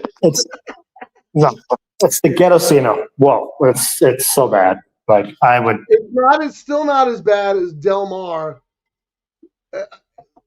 Before the last race on Friday was even official, there was only one person left in the executive suites, and he was kicking us out. That is true. $5 double. The win parlay paid $171, and it actually paid $319. So I mean, I don't know what else to tell people. I'm glad that TDG is helping spread the word. I think that may have helped a little bit. So I'm happy about that. What are you going to do? We're going to keep betting, and we're going to see other tracks start copying California because despite what they think, California leads. Santa Anita, Del Mar, everyone else follows. So I think we're going to see more of the tracks go. You know what? We're getting so much bad flack. I mean, if there was no money in these pools, Santa Anita and Del Mar would not do them. And the pools are starting to grow. We got 403,000 in the pick 3 today. When was the last time, Frank, we saw that in the pick 4, which was the marquee bet in California that kind of went away where they used to guarantee it? 800,000, sometimes $1 million, depending. You know what I mean? If you're not one of these other tracks and looking at what these pools are starting to do, and the bigger they grow, like you said earlier, do I want 15% of 70K like Franklin, or do I want 15% of $400,000 today at Santa Anita? I mean, I don't know. I am a math guy. The math makes sense to me, and you're making the players happy. And when the players are happy and we have a bet that we like, what do? We do it on our show. We're like, well, the teams are going to destroy us on the exactas and trifectas, but I'm so happy because I got a bet that I like. I'm going to bet even more than I normally would. I mean, that's how you're supposed to look at it. So how about this, Ciaran? The pick 3 today outhandled the pick 6 with a carryover. Yes. The carryover pick 6 pool was 323. We did 408. I mean, that is insane. That should have been 500,000-600,000. You know, I mean, but whatever. Maybe next week. I'm trying to find what that stupid thing I did here. We'll have our intern talking it up with Tom next week, perhaps. We should end the show with Mark on Tom's show so we can tweet it to Tom. I'm not going to burden Tom with that. I'm going to end it with the picture of Dylan Donnelly. I mean, his winning ticket. No one else has that winning ticket. Like, we got a copy, literally from his hand of the winning ticket that won him. Two pictures at the same time. That would be cool. Like, that was the ticket. He was like, "Here you go," right before he left. So he's like, "Take a picture." No one else has that. You know, exclusive on Double Trouble Live, guys. And I think we had his first interview other than TV, Frank, after the win. I mean, you're going to see him all over the place, obviously, but he came on and talked for like 15 minutes. You got some guru advice from one of the best tournament players. And not just that, like, there's tournament players and you never see them anywhere else. Dylan makes a lot of money gambling too. Like, you got to be good at both of them. Does really well in the BCBC. He's a professional gambler. Yeah, real gambler. Yeah, he owns horses too. You know, he's not a wife and husband or brothers and cousins playing 45 tickets on mythical wagers. You know what I mean? No, he does it himself. I forget who it was who came on and said, like, Dylan, I think it was Tyler. He's like, the dude is the hardest worker I've seen when it comes to handicapping. So, well, we appreciate you guys stopping by and watching our clown show. I wish we had hit the 2, but I mean, we were pretty close for a big payout, Frank. I mean, we put our viewers in a position to make money with the good information. We probably would have hit it if we weren't bringing everyone else onto the show. But yeah, you know what? We had a guest who we'll hit it on Friday. Yeah, we'll be back on Friday. I mean, we're turning, like, if you looked at this race, the races today at Santa Anita, I guarantee you, if I talked to 100 people, 60 or 70 would have said, "I'm not playing those races at Santa Anita with those low fields." And the pick 3 for $3 paid $2,000. You know, how do you argue with that? I think we should leave it on that, Frank. I was. I'm ready to hit the end of the stream. All right. Good luck, everybody. Thank you so much for joining us, DTL Crew. You guys are making a difference. We're all making a difference. It's awesome. Ciaran, thank you for reporting live from Las Vegas. Make sure Mark Gelding gets back to Santa Anita in one piece, please. Oh, he'll be there next Saturday because we got Gold Phoenix is going to win that race. We're going to collect the money. All right. Peace out, everyone. Get out, get up, get paid. Thanks for watching, everyone. Remember to like and subscribe to Double Trouble Live on YouTube. Get out, get up, get paid.